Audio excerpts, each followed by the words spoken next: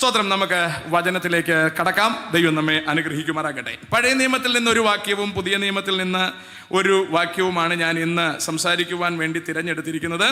സ്തോത്രം. ഒടുവിലത്തെ രാത്രി ആയതുകൊണ്ട് കൂടുതൽ സമയമെടുക്കുന്നതിൽ കുഴപ്പമില്ല എന്ന് പറഞ്ഞിട്ടുണ്ട് എങ്കിലും സ്തോത്രം തീരെ താമസിയാതെ നിങ്ങളെ വിടണമെന്ന് എനിക്കറിയാം. സ്തോത്രം. അതുകൊണ്ട് സ്തോത്രം ഞാൻ വളരെ വേഗത്തിൽ കാര്യങ്ങൾ സംസാരിക്കുവാനാണ് താല്പര്യപ്പെടുന്നത്. സ്തോത്രം. നമുക്ക് വചനത്തിലേക്ക് കിടക്കാം.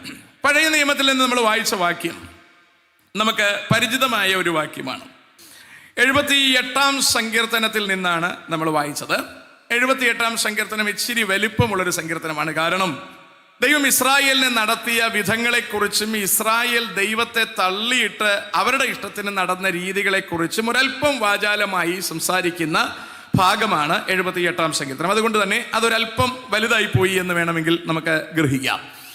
അതിനകത്ത് നിന്ന് ഒരു ചെറിയൊരു ഭാഗമാണ് ഞാൻ പിക്ക് ചെയ്തിരിക്കുന്നത്. കാരണം മുഴുവൻ ഭാഗം എടുത്ത് നമുക്ക് സംസാരിക്കാനൊന്നും ഞാൻ താല്പര്യപ്പെടുന്നില്ല.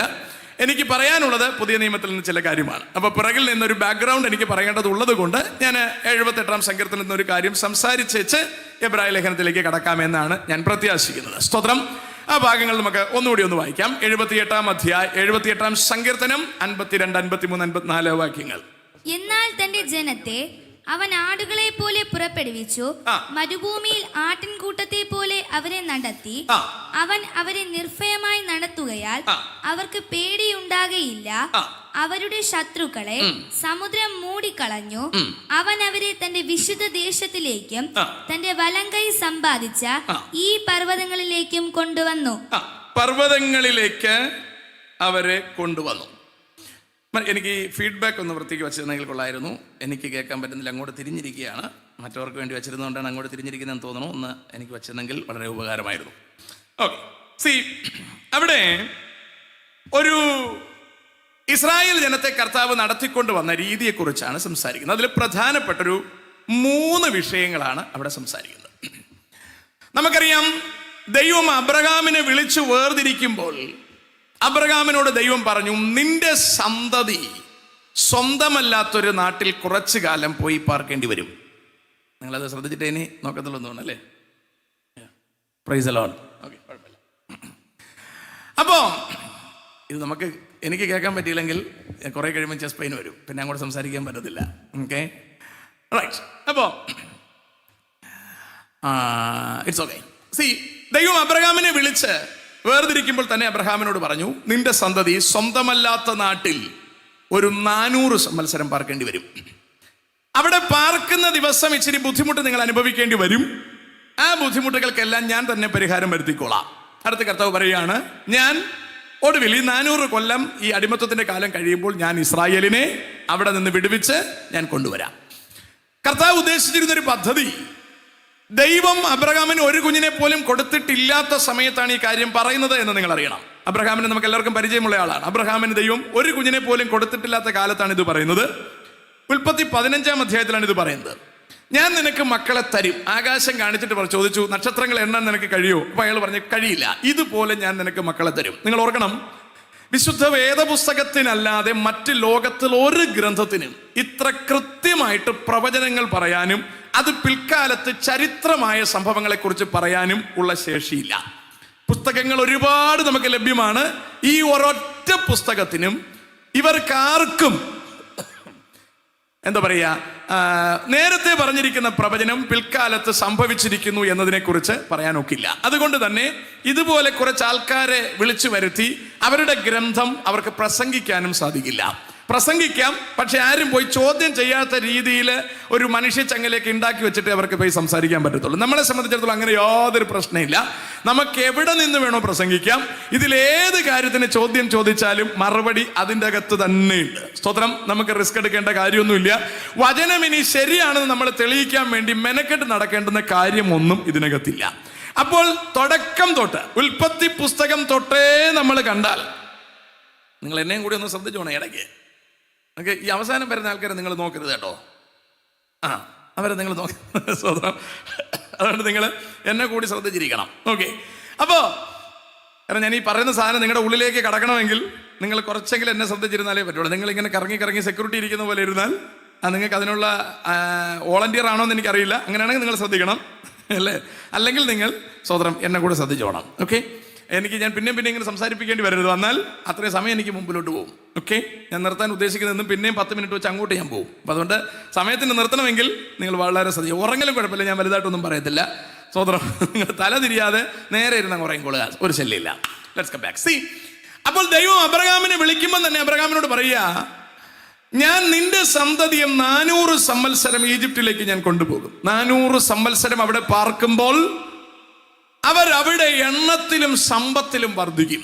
അവരവിടെ എണ്ണത്തിലും സമ്പത്തിലും വർദ്ധിക്കുന്ന സമയം അവർക്ക് ഞാൻ കൊടുക്കാമെന്ന് വാക്കു പറഞ്ഞിരുന്ന കനാൻ ദേശത്തിലെ ജനം പാപത്തിൽ പെരുകും. വളരെ ശ്രദ്ധിച്ച് കേട്ടോണം. ഞാൻ ഇസ്രായേലിന് കൊടുക്കാമെന്ന് പറഞ്ഞിരിക്കുന്ന ദേശം കനാൻ ദേശമാണ്. അപ്പൊ അബ്രഹാം മാത്രമേ ഉള്ളൂ. അബ്രഹാമിന് ഒരു കുഞ്ഞും ജനിച്ചിട്ടില്ല.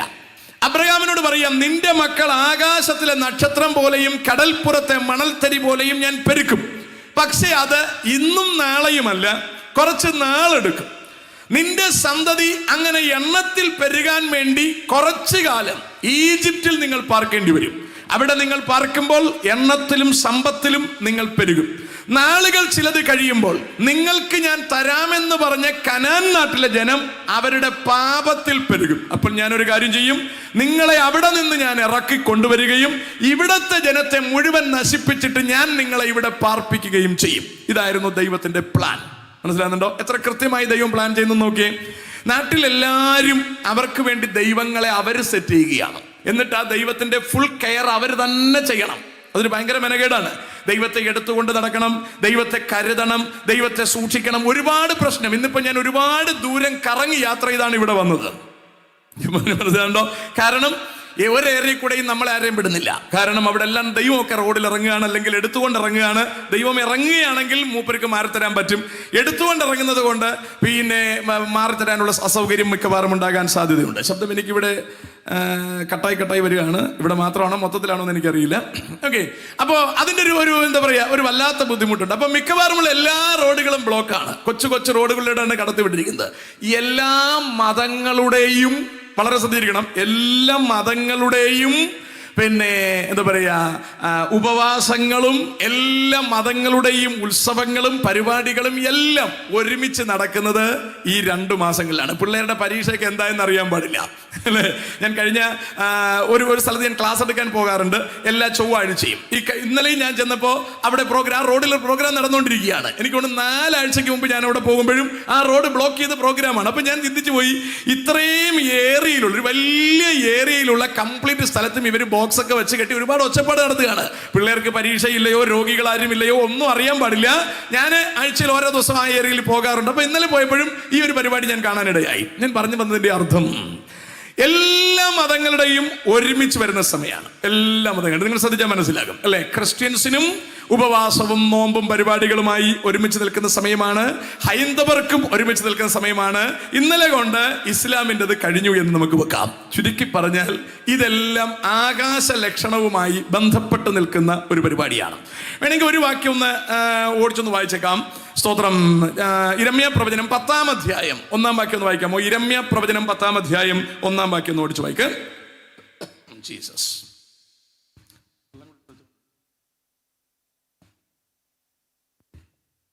പെട്ടെന്ന് വായിച്ചു. ഇസ്രായേൽ ഗൃഹമേ, യഹോവ നിങ്ങളോട് അരുളി ചെയ്യുന്ന വചനം കേൾപ്പിൻ. യഹോവ ഇപ്രകാരം അരുളി ചെയ്യുന്നു, ജാതികളുടെ വഴി പഠിക്കരുത്, ആകാശത്തിലെ ലക്ഷണങ്ങൾ കണ്ട് ഭ്രമിക്കരുത്. കണ്ടോ? ജാതികളുടെ വഴി കണ്ടു പഠിക്കരുത്. കണ്ടോ? ആകാശത്തിലെ ലക്ഷണം കണ്ട് ഭ്രമിക്കരുത്. കണ്ടോ? ജാതികളുടെ വഴി കണ്ടു പഠിക്കരുത്, ആകാശത്തിലെ ലക്ഷണം കണ്ട് ഭ്രമിക്കരുത്. ഇതെല്ലാം ആകാശത്തിലെ ലക്ഷണവുമായി ബന്ധപ്പെട്ടാണ് ഈ എല്ലാ സംഭവം കിടക്കുന്നത്. ഞാൻ അവിടെ കൂടുതൽ വിശദീകരിക്കാൻ നിൽക്കുന്നില്ല, കാരണം അത് നമുക്ക് തൽക്കാലം ആവശ്യമില്ലാത്തതുകൊണ്ട്. ദൈവം ഇത് ഇസ്രായേലിനോട് സംസാരിക്കുന്ന കാര്യമാണ്. ഒന്നുകൂടി ഓടിച്ചു വായിച്ചു, താഴോട്ട് വായിച്ചു. ജാതികളല്ലോ അവ കണ്ട് ഭ്രമിക്കുന്നത്. അത് കണ്ട് ഭ്രമിക്കുന്നത് നാട്ടുകാരാണ്. കാരണം അവർക്ക് ദൈവമില്ല. നിങ്ങൾ അറിയണം, പണ്ട് നമ്മൾ ജാതികളായിരുന്നു എന്നറിയണം. ഇസ്രായേലിനോട് പൗരത്വമില്ലാത്തവരായിരുന്നു നമ്മൾ എന്നറിയണം. നമ്മൾ ദൈവമില്ലാത്തവരായിരുന്നു എന്ന് നിങ്ങൾ അറിയണം. ഇപ്പറഞ്ഞ ജാതികളുടെ കൂട്ടത്തിൽ പെട്ടവരായിരുന്നു ഇവിടെ ഇരുന്ന നമ്മൾ എല്ലാവരും. പക്ഷെ മഹാദൈവത്തിന്റെ കരുണയാൽ നമ്മളെ തന്റെ പുത്രന്റെ രക്തത്താൽ വീണ്ടെടുത്തത് കൊണ്ടാണ് നമ്മൾ ദൈവമക്കളായി മാറിയിരിക്കുന്നത്. ഇല്ലായിരുന്നെങ്കിൽ നമ്മളും ഇപ്പൊ മീനും ഇറച്ചിയും മുട്ടയും ഒന്നും കഴിക്കാതിരിക്കേണ്ടി വന്നേനെ. ആകാശത്ത് നോക്കി പറയും നോക്കിയിരിക്കേണ്ടി വന്നേനെ. നമുക്ക് മഹാദൈവത്തിന്റെ ആർദ്രകരുണയാൽ നമ്മളെ കർത്താവ് സ്തോത്രം ദൈവ മക്കളാക്കി മാറ്റിയിരിക്കുന്നു. സ്തോത്രം.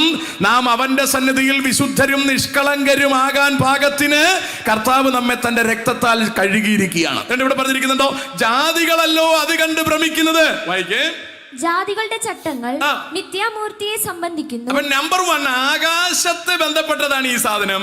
നമ്പർ 2 ഇത് മിഥ്യാമൂർത്തിയുമായി റിലേറ്റ് ചെയ്തുള്ള. മിഥ്യാമൂർത്തി എന്ന് പറഞ്ഞാൽ പുള്ളി സംസാരിക്കത്തില്ല, കണ്ണുണ്ടെങ്കിലും കാണത്തില്ല, കാതുണ്ടെങ്കിലും കേൾക്കത്തില്ല, കൈ ഉണ്ടെങ്കിലും സ്പർശിക്കത്തില്ല, കാലുണ്ടെങ്കിലും നടക്കുകയില്ല. അതാ മിഥ്യാമൂർത്തി എന്ന് പറയുന്നത്. അമ്മാതിരി ഒരു ദൈവവുമല്ല നമ്മുടെ ദൈവം. നമ്മുടെ ദൈവം അഖിലാണ്ടത്തെ സൃഷ്ടിച്ച ദൈവമാണ്. Price the Lord. നമ്മുടെ ദൈവം ജീവനുള്ള ദൈവമാണ്. അതുകൊണ്ടാണ് നമുക്ക് ഇത്രയും പേർക്ക് റോഡ് ബ്ലോക്ക് ചെയ്യാതെ ഇവിടെ വന്നിരുന്ന് പ്രാർത്ഥിക്കാൻ പറ്റുന്നത്. ഞാൻ പറഞ്ഞു മനസ്സിലുണ്ടോ? ആർക്ക് ശല്യം ഉണ്ടാക്കാതെ ഒതുങ്ങി. കാരണം നമ്മുടെ ദൈവത്തിന്റെ പ്രത്യേകത, എന്റെ നാമത്തിൽ 2 or 3 പേർ കൂടി വരുന്നിടത്ത് എവിടെ കൂടിയാലും അവിടെ വരാമെന്നാ പറഞ്ഞേ.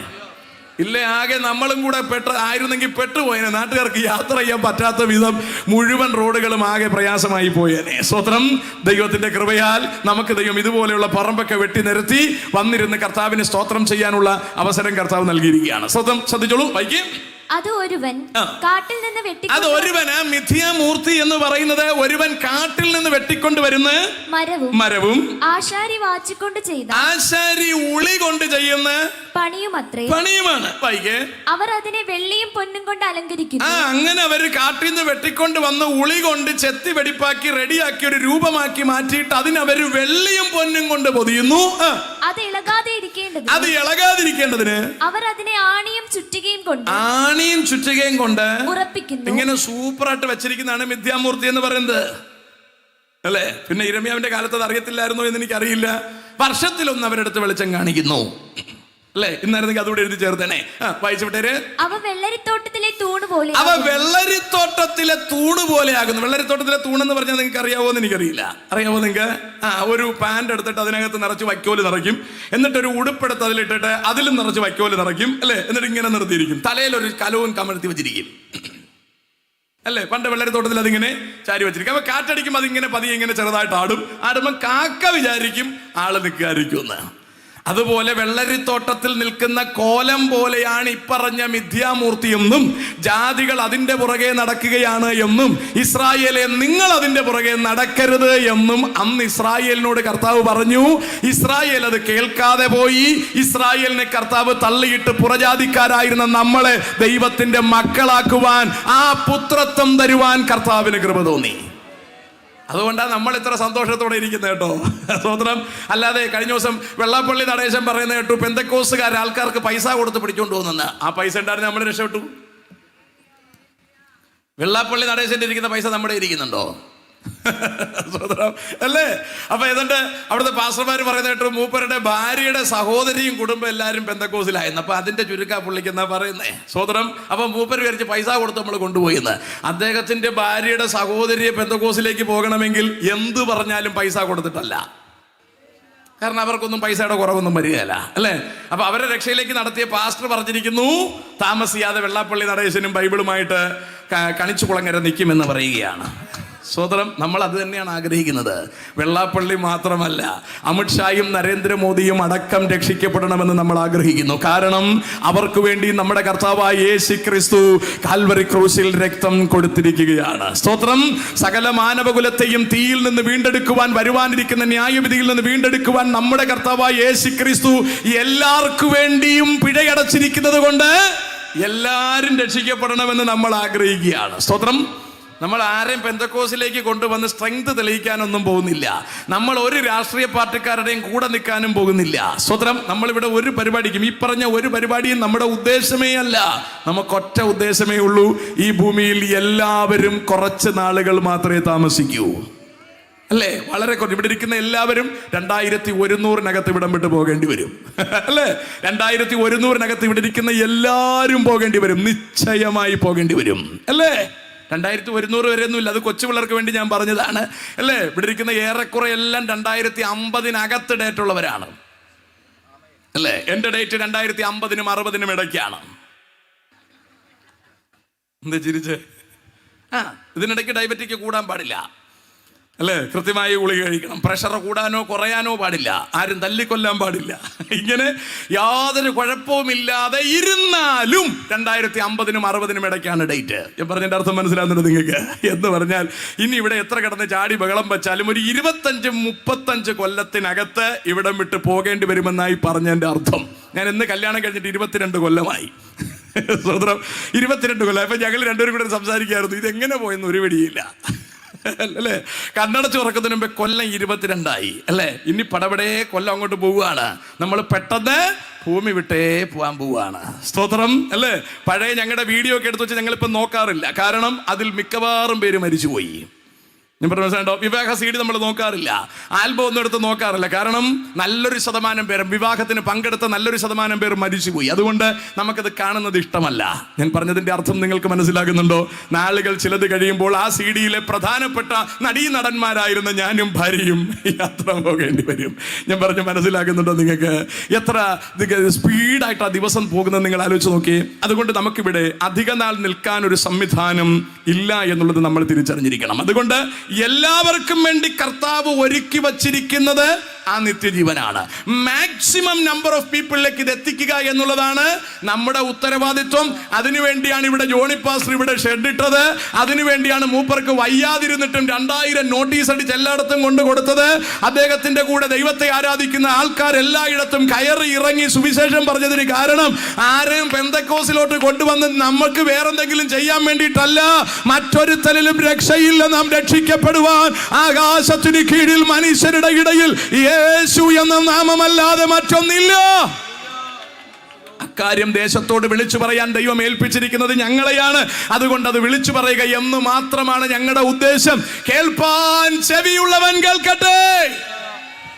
Price the Lord. താല്പര്യമുള്ളവരെ കേട്ടാൽ മതി. വിളിച്ചു പറയുക ഞങ്ങളുടെ ഉത്തരവാദിത്വമാണ്.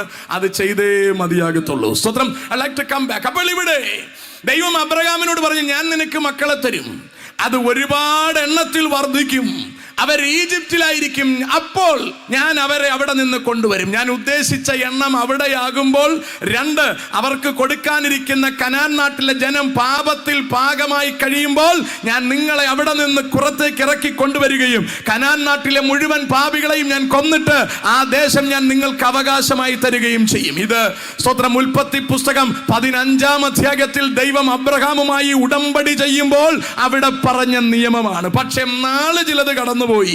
അബ്രഹാമിന് മകൻ ജനിച്ചു. ആദ്യം ജനിക്കുന്നത് കർത്താവ് പറയാത്ത മകനാണ്. എന്ന് പറഞ്ഞാൽ സാറാ പറഞ്ഞതനുസരിച്ച് അബ്രഹാമിനൊരു മകൻ ജനിച്ചു, ഇസ്മായേൽ. അത് കർത്താവ് പറഞ്ഞതേ അല്ല. സ്തോത്രം.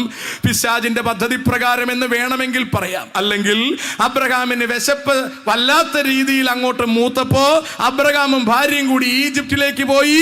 ഈജിപ്തിൽ ചെന്ന് അവിടെ നിന്നൊരു ദാസിയെ, ഒരുപാട് ദാസിമാരെ കൊണ്ടുവന്നു. അതിലൊരു ദാസിയാണ് ഹാഗാർ. അവളെയും കൊണ്ട് നാട്ടിലേക്ക് വന്നു. നാളെ ചിലത് കഴിഞ്ഞപ്പോൾ അബ്രഹാമിന്റെ ഭാര്യ സാറ വന്ന് പറഞ്ഞു, എനിക്കിനി മക്കൾ ഉണ്ടാകത്തില്ല, ഹാഗാറിലൊരു കുഞ്ഞുണ്ടായിക്കോട്ടെ. അബ്രഹാം തിരിഞ്ഞും പിരിഞ്ഞും നോക്കിയില്ല. അബ്രഹാം ആ പറഞ്ഞതുപോലെ എന്താ പറയാ ചെയ്തു. അങ്ങനെ ഹാഗാറിലൊരു മകൻ ജനിച്ചു, ഇസ്മായേൽ. ഇസ്മായേൽ ജനിച്ചു കഴിയുമ്പോൾ കർത്താവ് പറയാ, ഇതല്ല ഞാൻ പറഞ്ഞ ചെക്കൻ. ഞാൻ പറഞ്ഞത് സാറ ഒരു മകനെ പ്രസവിക്കുമെന്നാണ് പറഞ്ഞത്.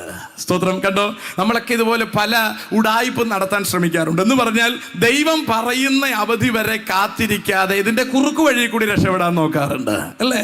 ചിലപ്പോൾ ദൈവം പറയും ഇത്ര കാലം കാത്തിരിക്കണം. മക്കൾക്ക് വേണ്ടി എന്നല്ല ഞാൻ ഉദ്ദേശിക്കുന്നത്, എന്ത് കാര്യത്തിന് വേണ്ടിയും കർത്താവ് പറയുന്ന കാലം വരെ മര്യാദയ്ക്ക് കാത്തിരിക്കാനുള്ളൊരു എന്താ പറയാ ഒരു മനസ്സ് നമുക്കുണ്ടാവണം. സ്തോത്രം. അതുവരെ കാത്തിരിക്കണം. ഇവിടെ സാറ കാത്തിരിക്കാൻ തയ്യാറായി അബ്രഹാമിനെ കാത്തിരിക്കാൻ സമ്മതിക്കാതെ അവര് തന്നെ ഒരു ഉടായ്പ പറഞ്ഞു കൊടുത്തു. അതിലേക്ക് അവർ ഇറങ്ങിത്തിരിച്ചു. ഒരു മകൻ കുടുംബത്തിനകത്ത് ജനിച്ചു. ആകെ മെനകെട്ടു അവൻ.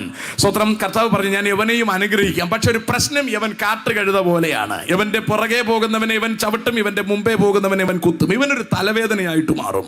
അങ്ങനെ തന്നെ അവനൊരു തലവേദനയായിട്ട് മാറി. സ്തോത്രം. അതാണ് ഇസ്മായേൽ. അവന് 12 ആൺപിള്ളേരും ഒരു പെങ്കൊച്ചുമാണ്. 12 ആൺപിള്ളേരാണ്. ഞാൻ ഇസ്മായിലും തന്നെയാണല്ലേ പറഞ്ഞേ, തിരിഞ്ഞു പോയില്ലല്ലോ. ഓക്കെ. സ്തോത്രം. അപ്പോൾ ഇസ്മായിലിന് 12 ആൺപിള്ളേരാണ്. ആ 12 ആൺപിള്ളേരാണ് അറേബ്യൻ പ്രഭുക്കന്മാർ. മനസ്സിലായോ? അതിൽ നിന്നാണ് ഇസ്ലാം എന്ന മതം ഉണ്ടായത്. അത് പിന്നെ വളരെ വർഷങ്ങൾക്ക് ശേഷത്തുള്ള കാര്യം ഞാൻ ഈ പറഞ്ഞു, ഒറ്റ വാക്കിലങ്ങ് പറഞ്ഞു വിട്ടെന്നേ ഉള്ളൂ. സ്തോത്രം. ഇസ്മായിലിൽ നിന്നാണ് ഈ ഒരു മെനകേട് ഉണ്ടാകുന്നത്. ഇസ്മായിലിന് ഒരു മകളെ ഉള്ളൂ, അവളെ കല്യാണം കഴിക്കുന്നത് ഏശാവാണ്. ഏശാവ് വഴി വേറൊരു മെനകെട്ട ജാതി ഉണ്ടാകുന്നു. ചുരുക്കി പറഞ്ഞാൽ ദൈവം തൻ്റെ ജനത്തെ വേർതിരിച്ചു കൊണ്ടുവരാനുള്ള ശ്രമം നടത്തുമ്പോൾ തുടക്കം മുതൽ തന്നെ ചെകുത്താൻ അവന്റെ പദ്ധതികൾ ആവിഷ്കരിക്കുകയാണ്. അങ്ങനെ ഇസ്മായേൽ എത്തി, അടുത്ത് യാക്കോബ് എത്തുമ്പോൾ ഏശാവ് എത്തുന്നു. കണ്ടോ, എല്ലാവരും ഒരുമിച്ച് വരികയാണ്. മനസ്സിലാണ്ടോ? ആദ്യം ഇസ്മായേൽ വന്നു, അടുത്ത് ദൈവം ഇസഹാക്കിനെ കൊടുത്തു. ഇസഹാക്കിൽ നിന്ന് യാക്കോബും ഏശാവും വരുന്നു. യാക്കോബ് ദൈവത്തിന്റെ വഴി നിൽക്കുകയും ഏശാവ് ഇസ്മായിലിന്റെ മകളെയും കല്യാണം കഴിച്ചുകൊണ്ട് വേറെ വാക്കിന് പോവുകയും ചെയ്തു. ചുരുക്കി പറഞ്ഞാൽ വർഷങ്ങൾ ചിലത് മുമ്പിലേക്ക് ചെല്ലുമ്പോൾ പിശാച് അവന്റെ പദ്ധതി ഉറക്കളച്ചിരുന്ന് ചെയ്തെടുക്കുകയാണ്.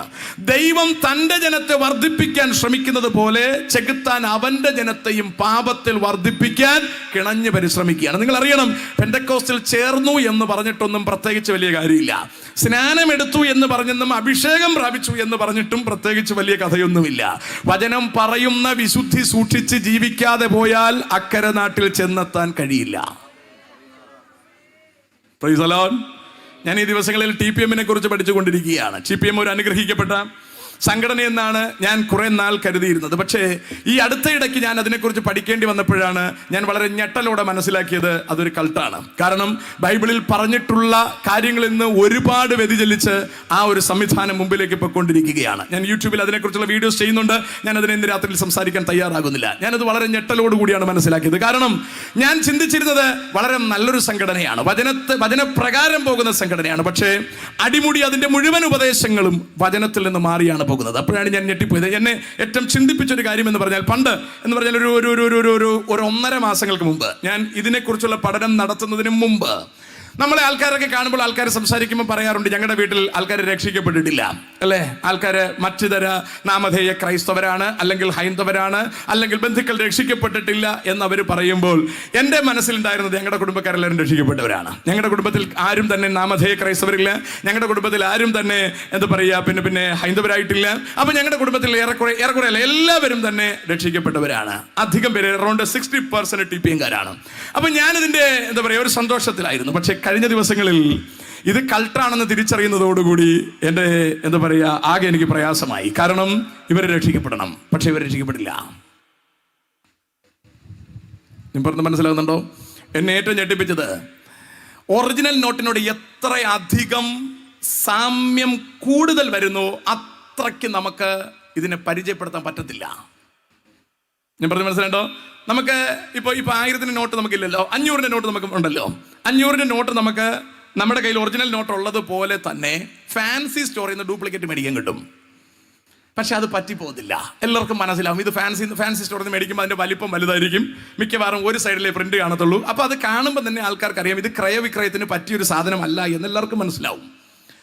പക്ഷെ കള്ളനോട്ടെന്ന് പറയുന്നത് ഈ ഒറിജിനലിന്റെ അതേ ഷേപ്പ്, അതേ കളർ, സകലതും അതുപോലെ അടിക്കും. അതിൽ നല്ല കഴിവുള്ളവൻ അടിച്ചാൽ ഒറിജിനൽ നോട്ടിന് പകരം ഈ ഡ്യൂപ്ലിക്കേറ്റ് വിറ്റ് പോകാൻ പറ്റും. മനസ്സിലുണ്ടോ? പക്ഷെ വളരെ കഴിവുള്ളവർക്ക് മാത്രമേ ഇത് കണ്ടുപിടിക്കാൻ പറ്റത്തുള്ളൂ. ചിലർക്ക് ഇത് കയ്യിൽ തൊട്ടാൽ അറിയാം ഇത് ഡ്യൂപ്ലിക്കേറ്റ് ആണെന്ന് അറിയാം.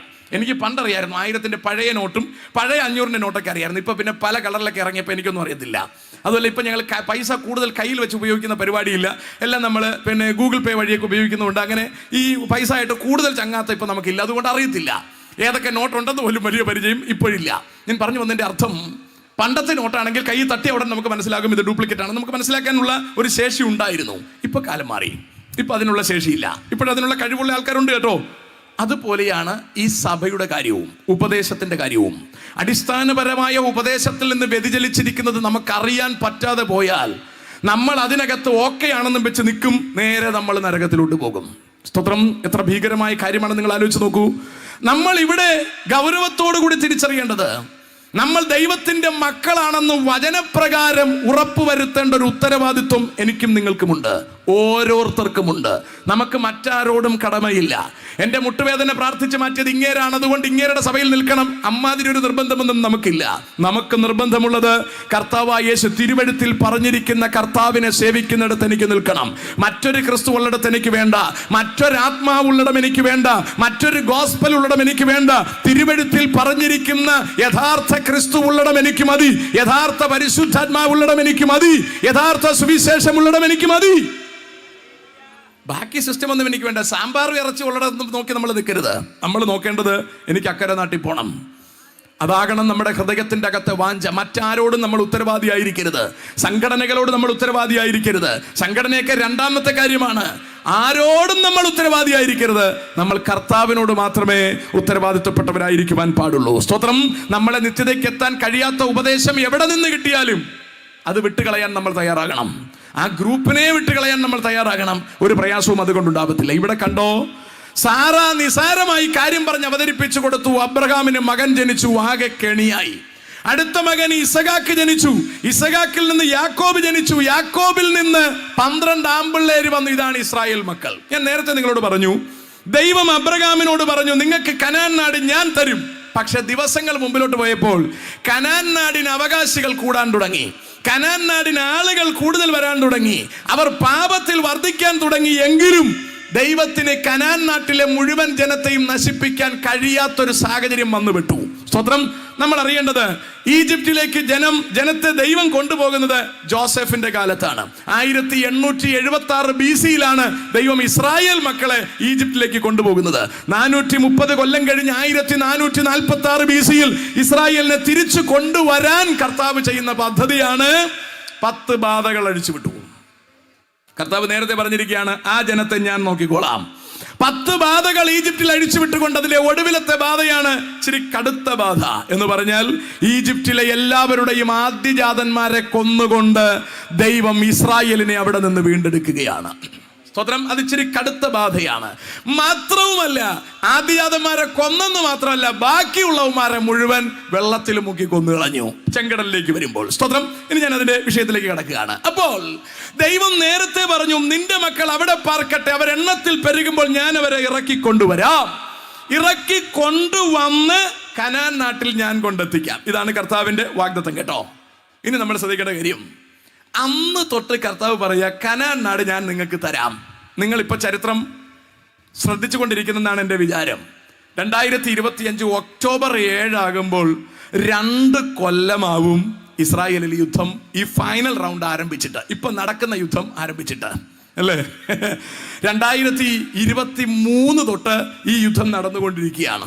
ഒക്ടോബർ 7-ാം തീയതി ഹമാസിന്റെ യുദ്ധം ആരംഭിച്ചു. അന്ന് തൊട്ട് തുടങ്ങിയ അടി ചുറ്റുപാടുമുള്ള സകല രാജ്യങ്ങളെയും നശിപ്പിച്ചുകൊണ്ട് ഇസ്രായേൽ മുന്നേറുകയാണ്. പക്ഷേ ഇസ്രായേലിൽ പറയത്തക്ക സമാധാനം എത്തിയിട്ടില്ല.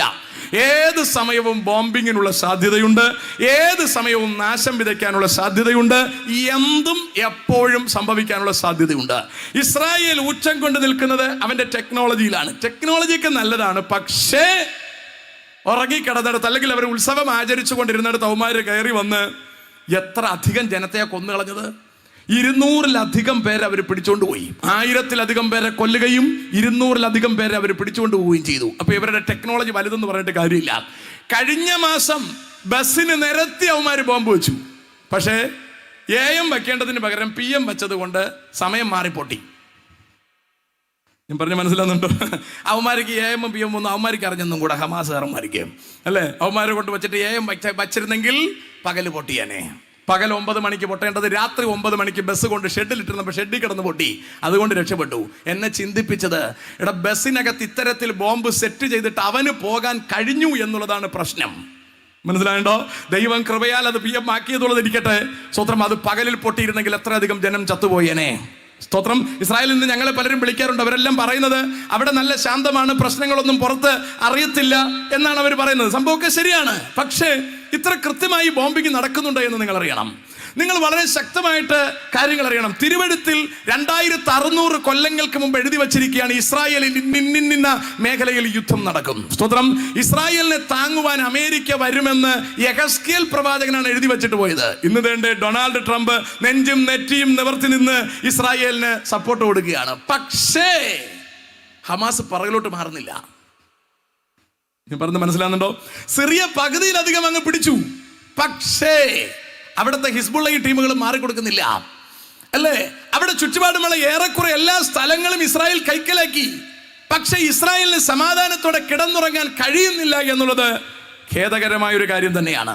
ഇസ്രായേലിന്റെ ബോംബിംഗ് സിസ്റ്റം ഭയങ്കരമാണ്, അവരുടെ ശേഷിയൊക്കെ വലുതാണ്. പക്ഷെ നിങ്ങളൊരു കാര്യം അറിയണം, കർത്താവ് ഇസ്രായേലിനോട് നേരത്തെ പറഞ്ഞു കൊടുത്തു, ഞാൻ നിനക്ക് തരാന്നാ പറഞ്ഞേ. സ്വത്രം. കർത്താവിന്റെ കൂടെ ഇസ്രായേൽ നിൽക്കാതിരിക്കുന്നിടത്തോളം കാലം ഇസ്രായേലിന് ദേശത്ത് കാലുവെക്കാൻ പറ്റത്തില്ല. ഇസ്രായേൽ നിലം തൊടാതെ ദേശം വിട്ട് ഓടേണ്ടി വരുമെന്ന് വിശുദ്ധ വേദപുസ്തകം പറയുന്നു. സ്തോത്രം. ഞങ്ങൾ ഇസ്ലാമിലെ സുഹൃത്തുക്കളുമായി സംസാരിക്കുമ്പോൾ അവർ പറയുന്നത്, ഇസ്രായേൽ എന്തൊക്കെ ചെയ്താലും ഇസ്രായേലിനെ ഞങ്ങൾ ദേശത്തുനിന്ന് ഓടിക്കും. വളരെ സത്യമാണത്. ഇസ്രായേൽ ആ ദേശം വിട്ട് ഓടേണ്ടി വരും. കാരണം വിശുദ്ധ വേദപുസ്തകത്തിൽ ദാനിയേൽ പ്രവചനം 12-ാം അധ്യായത്തിൽ ഇങ്ങനെ പറയുന്നു, ഒരു ജാതി ഉണ്ടായത് മുതൽ ഇതുവരെ സംഭവിച്ചിട്ടില്ലാത്ത കഷ്ടകാലം ഇസ്രായേലിനുണ്ടാകും.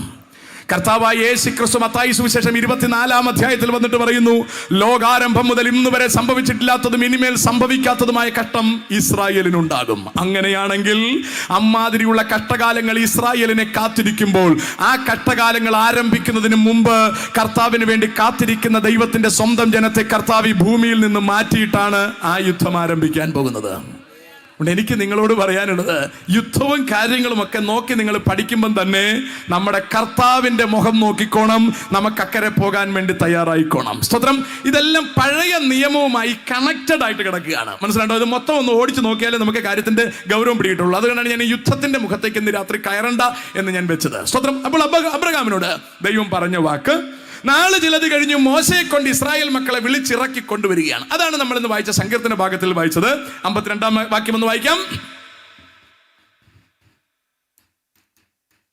എന്നാൽ തന്റെ ജനത്തെ അവൻ ആടുകളെ പോലെ പുറപ്പെടുവിച്ചു. ആ വാക്ക് ശ്രദ്ധിച്ചോണം, പുറപ്പെടുവിച്ചു.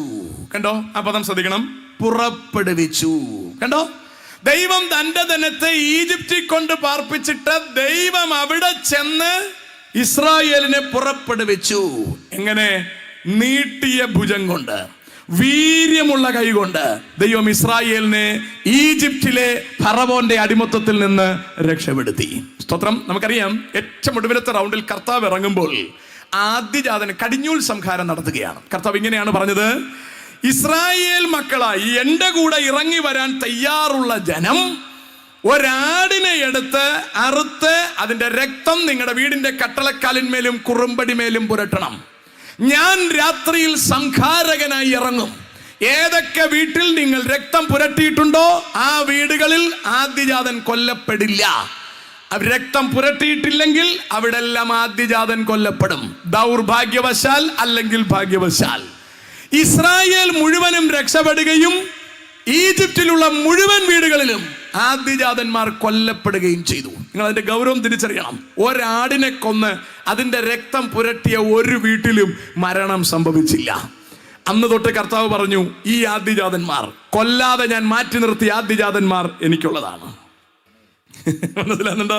കർത്താവ് പറയാ, ഇത് എനിക്കുള്ളതാണ്, ഞാൻ അവരെ കൊല്ലാതെ വെച്ചതാണ്, ഇവരെ എനിക്ക് വേണ്ടി വേർതിരിച്ച് മാറ്റി നിർത്തണം. അങ്ങനെ ആദ്യജാതന്മാരെ വേർതിരിച്ച് മാറ്റി നിർത്തിയ ഒരു ചരിത്രവും ഇസ്രായേലിലുണ്ട്. ഞാൻ ആ ഭാഗത്തേക്ക് എങ്ങും കടക്കുന്നില്ല.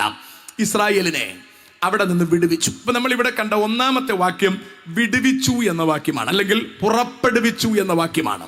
അപ്പോൾ ഇസ്രായേലിനെ ഈജിപ്തിൽ നിന്ന് പുറപ്പെടുവിക്കാൻ കർത്താവ് ഉപയോഗിച്ചത് ആടിന്റെ രക്തമാണ്.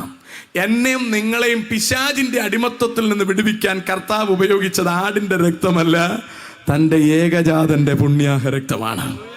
അതാണ് എബ്രായ ലേഖനത്തിലെ കണക്റ്റിംഗ് വാക്യം കിടക്കുന്നത്. ഒന്ന് വായിച്ചു നമുക്ക് പോകാം. വായിക്കേ, 2-ാം അധ്യായം 9-ാം വാക്യം വായിക്കേ. എങ്കിലും ദൈവകൃപയാൽ എല്ലാവർക്കും വേണ്ടി മരണം ആസ്വദിപ്പാൻ ദൂതന്മാരിലും അല്പം താഴ്ച വന്നവനായ യേശു മരണം അനുഭവിച്ചത് കൊണ്ട്. കണ്ടോ? യേശു മരണം അനുഭവിച്ചു. വളരെ ശ്രദ്ധിക്കണം. എങ്കിലും ദൂതന്മാരിൽ അല്പം താഴ്ച വന്നവനായ യേശു. ഞാനൊരു അല്പം മിക്സ് ചെയ്ത് സംസാരിക്കുകയാണ്. നിങ്ങൾക്ക് എത്രത്തോളം ക്യാച്ച് ചെയ്യാൻ കഴിയുമെന്ന് എനിക്കറിയില്ല. ഞാൻ ഈജിപ്തിലെ ഇസ്രായേലിന്റെ മരുഭൂമി യാത്രയും നമ്മുടെ സ്വർഗീയ യാത്രയും കണക്ട് ചെയ്ത് സംസാരിക്കുകയാണ്. ഓക്കെ, ഇസ്രായേലിനെ ഈജിപ്തിൽ നിന്ന് ഇറക്കാൻ നിസ്സാരമായ ആടിനെയാണ് ഉപയോഗിച്ചത്. ആടിനറിയില്ല എന്താ സംഭവിക്കുന്നതെന്ന്. ആടിനെടുത്ത് മാറ്റിക്കെട്ടും, അല്ലേ, എന്നിട്ട് അതിനെ അറുക്കും. അതിന്റെ രക്തമെടുത്ത് താമസിക്കുന്ന വീടിന്റെ കട്ടളക്കാലിലും കുറുമ്പടിയിലും പുരട്ടും. രാത്രിയിൽ ദൈവം അതുവഴി യാത്ര ചെയ്യും, എന്ന് പറഞ്ഞാൽ സംഹാരകനായി യാത്ര ചെയ്യും. അപ്പോൾ രക്തം പുരട്ടിയിട്ടുള്ള വീടുകളിൽ സംഹാരം നടക്കില്ല, ആദ്യജാതന്മാർ കൊല്ലപ്പെടില്ല. എന്നാൽ രക്തം പുരട്ടാത്ത വീടുകളിൽ, ഈജിപ്ഷ്യൻസിന്റെ വീട്ടിൽ, മിസ്രൈമ്യരുടെ വീട്ടിൽ ആദ്യജാതന്മാർ കൊല്ലപ്പെടും. എത്ര ദുഃഖമെന്ന് ആലോചിച്ച് നോക്കൂ. ഒരു കർത്താവ് ഇറങ്ങുന്ന ആ ദിവസം ഒരു വർഗത്തിന് മുഴുവൻ ശാപവും ഒരു വർഗത്തിന് മുഴുവൻ അനുഗ്രഹവും നടക്കുന്ന കാലം. നിങ്ങൾ അറിയണം, യെശയ്യാ പ്രവചനത്തിൽ ഇങ്ങനെ വിളിച്ചു കേൾക്കുന്നു, കാവൽക്കാരാ കാവൽക്കാരാ രാത്രി എന്തായി? മറുപടി ഇങ്ങനെയാണ് പറയുന്നത്, പ്രഭാതവും രാത്രിയും ഒരുമിച്ച് വരുന്നു എന്ന് പറഞ്ഞാൽ ഒരു കാഹളം ഇനി ധ്വനിക്കാൻ പോവുകയാണ്.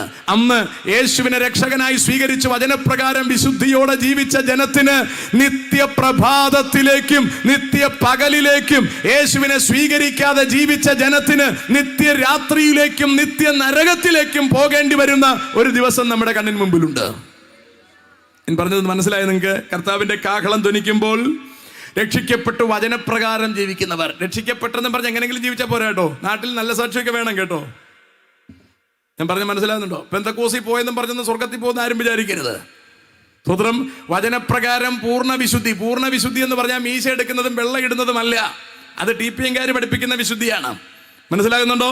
TPM-കാര് പഠിപ്പിക്കുന്ന വിശുദ്ധിയിലാണ്. അതിന്റെ ടോപ്പ് ലെവലിൽ ചെല്ലണമെങ്കിൽ കല്യാണം കഴിക്കാൻ പാടില്ല. അപ്പോഴത്തേക്കും ഇനി എനിക്ക് ഒരിക്കലും വിശുദ്ധനാകാൻ പറ്റത്തില്ല. അപ്പൊ ഞാൻ എന്നെ TPM-ൽ വിശ്വാസിയായിട്ട് പോയാൽ എനിക്ക് പുതിയ ഭൂമി വരെ പോകാൻ അവർ അവസരം തരത്തുള്ളൂ. പക്ഷേ നമ്മുടെ കർത്താവ് നമുക്ക് അവസരം തന്നിരിക്കുന്നത് കല്യാണം കഴിച്ചവർക്ക് രണ്ടാം തട്ടൊന്നുമല്ല, വിവാഹം എല്ലാവർക്കും മാന്യമെന്നാണ് പറയുന്നത്. ഞാൻ പറഞ്ഞ മനസ്സിലുണ്ടോ? അവിടെ കല്യാണം കഴിച്ചവർ പുതിയ ഭൂമി ഇരുന്നുകൊണ്ടും സിയോനിൽ കയറ്റുകയല്ല, അങ്ങനെ ഒരു പരിപാടിയില്ല. വിവാഹം കഴിച്ചു എന്ന് പറഞ്ഞ് ആരെയും മാറ്റി നിർത്തത്തില്ല. വിവാഹം കഴിച്ചില്ലെന്ന് പറഞ്ഞ് ആരെയും കർത്താവിന്റെ മടിയിലിരുത്തത്തുമില്ല. വിശുദ്ധി എന്ന് പറയുന്നത് ഇതൊന്നുമല്ല, ലോകത്തിലെ മാലിന്യങ്ങളിൽ നിന്നുള്ള മാറ്റമാണ്. വിവാഹം മാലിന്യമല്ലെന്ന് നിങ്ങൾ തിരിച്ചറിയണം. മനസ്സിലാകണ്ടോ? വെള്ളക്കുപ്പായം മാത്രം ധരിച്ചാൽ സ്വർഗത്തിൽ പോകുന്ന കരുതരുത്. സ്വത്രം വെള്ള ധരിക്കണം. വെള്ള ധരിക്കുന്നത് നല്ലതാണ്, വെള്ള ഉപയോഗിക്കുന്നത് നല്ലതാണ്. സ്വത്രം സ്വർഗത്തിൽ വെള്ളയാണുള്ളത്, അതുകൊണ്ട് നമ്മൾ വെള്ള ഉപയോഗിക്കുന്നത് നല്ലതാണ്. പിന്നെ കൺവീനിയന്റ് ആയിട്ട് നിങ്ങൾക്ക് മറ്റു കളറൊക്കെ ഉപയോഗിക്കുന്നതിൽ പാപമൊന്നുമില്ല. സ്തോത്രം. ശുദ്ധീകരിക്കപ്പെടേണ്ടത് അകമാണ്. ഞാൻ പറഞ്ഞ മനസ്സിലാകുന്നത് നിങ്ങൾക്ക്? ശുദ്ധീകരിക്കപ്പെടേണ്ടത് അകമാണ്. മീശ എടുക്കുന്നത് നല്ലതാണ്, പക്ഷേ മീശ എടുത്തും വെച്ചിട്ട് വല്ലാത്ത സ്വഭാവം കാണിക്കുന്നത് സുഖമല്ല. മാനസാന്തരത്തിന് യോഗ്യമായ ഫലം കായ്ക്കണം. സ്തോത്രം. അപ്പോസ്തലന്മാരുടെ ഉപദേശം കേൾക്കുക എന്ന് പറഞ്ഞാൽ അത്യാവശ്യം പൗലോസ് എഴുതിയ ലേഖനങ്ങളെങ്കിലും വായിച്ച് പഠിച്ച് ഗ്രഹിച്ച് ഗുണം പിടിക്കാൻ നമ്മൾ തയ്യാറാവണം. മാനസാന്തരപ്പെട്ടേ പറ്റൂ. അല്ലാതെ നമ്മൾ ഈ പറയുന്ന മാനസാന്തരം എന്ന് പറയുന്നത് സഭയിൽ ചെന്നൊരു സാക്ഷി പറയുക, ഞാൻ കർത്താവിനെ രക്ഷകനായി സ്വീകരിക്കുന്നു, ഓക്കെ, എന്നാൽ പിന്നെ സ്നാനം തരട്ടെ, പിന്നെന്ത് സ്നാനമായിക്കോട്ടെ, അല്ലേ? അപ്പൊ ചിലപ്പോൾ വിശ്വാസി പറയും, എന്നെ സ്നാനപ്പെടുത്തുകയാണെങ്കിൽ ഞാൻ ബിരിയാണി കൂടെ കൊടുത്തേക്കാം. നല്ലൊരു കാര്യം. ഇപ്പൊ ആൾക്കാർ അങ്ങനെയൊക്കെ ചെയ്യാറുണ്ട്, അല്ലേ? എന്നെ സ്നാനപ്പെടുത്തെങ്കിൽ ബിരിയാണി, എല്ലാവർക്കും ബിരിയാണി കൊടുത്തേക്കാം. അപ്പൊ പിന്നെ നമ്മളും വിചാരിക്കുന്ന പിന്നെ അത് കൊള്ളാന്നുള്ളൊരു പരിപാടിയാണ്. അങ്ങനെ നമ്മളൊരു സ്നാനമായി, വിശ്വാസികൾക്കെല്ലാം ബിരിയാണിയായി. മൂപ്പർക്ക് വലിയ വ്യത്യാസമൊന്നുമില്ല. അയാളുടെ വിചാരം വെള്ളത്തിൽ മുങ്ങി കയറി അതാണ്ട് ഗുണം നടക്കുന്ന ഒന്നും നടക്കാൻ പോകുന്നില്ല. വെറുതെ തുണി നനച്ച് കളയാന്നല്ലാതെ വേറെ പ്രത്യേകതയൊന്നുമില്ല. യേശുവിനെ രക്ഷകനായി ഹൃദയം കൊണ്ട് വിശ്വസിച്ച് വായി കൊണ്ട് ഏറ്റു പറയുന്നെങ്കിൽ ക്രിസ്തുവിന്റെ ജീവൻ നമ്മുടെ ശരീരത്തിൽ വെളിപ്പെടേണ്ടതിന് ക്രിസ്തുവിന്റെ മരണം എപ്പോഴും വഹിക്കുന്ന ഒരു നിലയിലേക്ക് നമ്മൾ വളരണം. ക്രിസ്തുവിന്റെ ജീവൻ എപ്പോഴും എൻ്റെ ശരീരത്തിൽ വെളിപ്പെടുത്തണമെങ്കിൽ ക്രിസ്തുവിന്റെ മരണം ഞാൻ എൻ്റെ ശരീരത്തിൽ എപ്പോഴും വെളിപ്പെടുത്തുന്ന ഒരു തലത്തിലേക്ക് നമ്മൾ വളരണം. ഇതൊരു 60 വയസ്സ് കഴിഞ്ഞിട്ട് വളരാന്ന് വെക്കരുത്. എപ്പോഴാണോ കർത്താവിനെ തിരിച്ചറിയുന്നത് അന്ന് മുതൽ ഈ വെളിപ്പാട് നമ്മുടെ ജീവിതത്തിൽ ഉണ്ടായി തുടങ്ങണം. ചിലരൊക്കെ 60 വയസ്സ് കഴിഞ്ഞിട്ട്, അല്ലേ, അതുവരെ തോന്നും പോലെയൊക്കെ നടക്കാം, പിന്നീട് ശരിയാവാം. പിന്നീട് ഈ പഴയ കാര്യങ്ങൾ പറഞ്ഞ് ഊറ്റം കൊണ്ടുകൊണ്ട് നടക്കാറുണ്ട്. പണ്ട് ഞാൻ ആരായിരുന്നു എന്നറിയാമോ? പണ്ട് ഞാൻ പുലിയായിരുന്നു. ഇപ്പൊ എന്താണ് പുലി ആവാത്തത്? വയ്യാത്തോണ്ടാണ്. അത് വലിയ മാനസാന്തരമൊന്നുമല്ല, അല്ലേ? അത് മാനസാന്തരമൊന്നുമല്ല. ചിലർ കൺവെൻഷന് ഫ്ലെക്സ് വയ്ക്കാൻ പോകുമ്പോൾ പോലും പറയാറുണ്ട്, പണ്ട് ഞാനായിരുന്നെങ്കിൽ കയറി വെച്ചേനെ, ഇതിൽ വലിയ കാര്യമൊന്നുമില്ല, അല്ലേ? ഇവിടെ വെക്കരുതെന്ന് പറഞ്ഞാൽ ഞാൻ വെച്ചിട്ടേ പോകത്തുള്ളൂ. ഇപ്പൊ ഞാൻ എന്താണ് വെക്കാത്തത്? മതിൽ കയറാനുള്ള കാലിന് ആരോഗ്യമില്ല. ഇയാളെങ്ങനെ ഗുണം പിടിക്കുമെന്നാണ് നിങ്ങളെ ഉദ്ദേശിക്കുന്നത്? ഇങ്ങനെ ഗുണം പിടിക്കത്തൊന്നുമില്ല. സ്തോത്രം.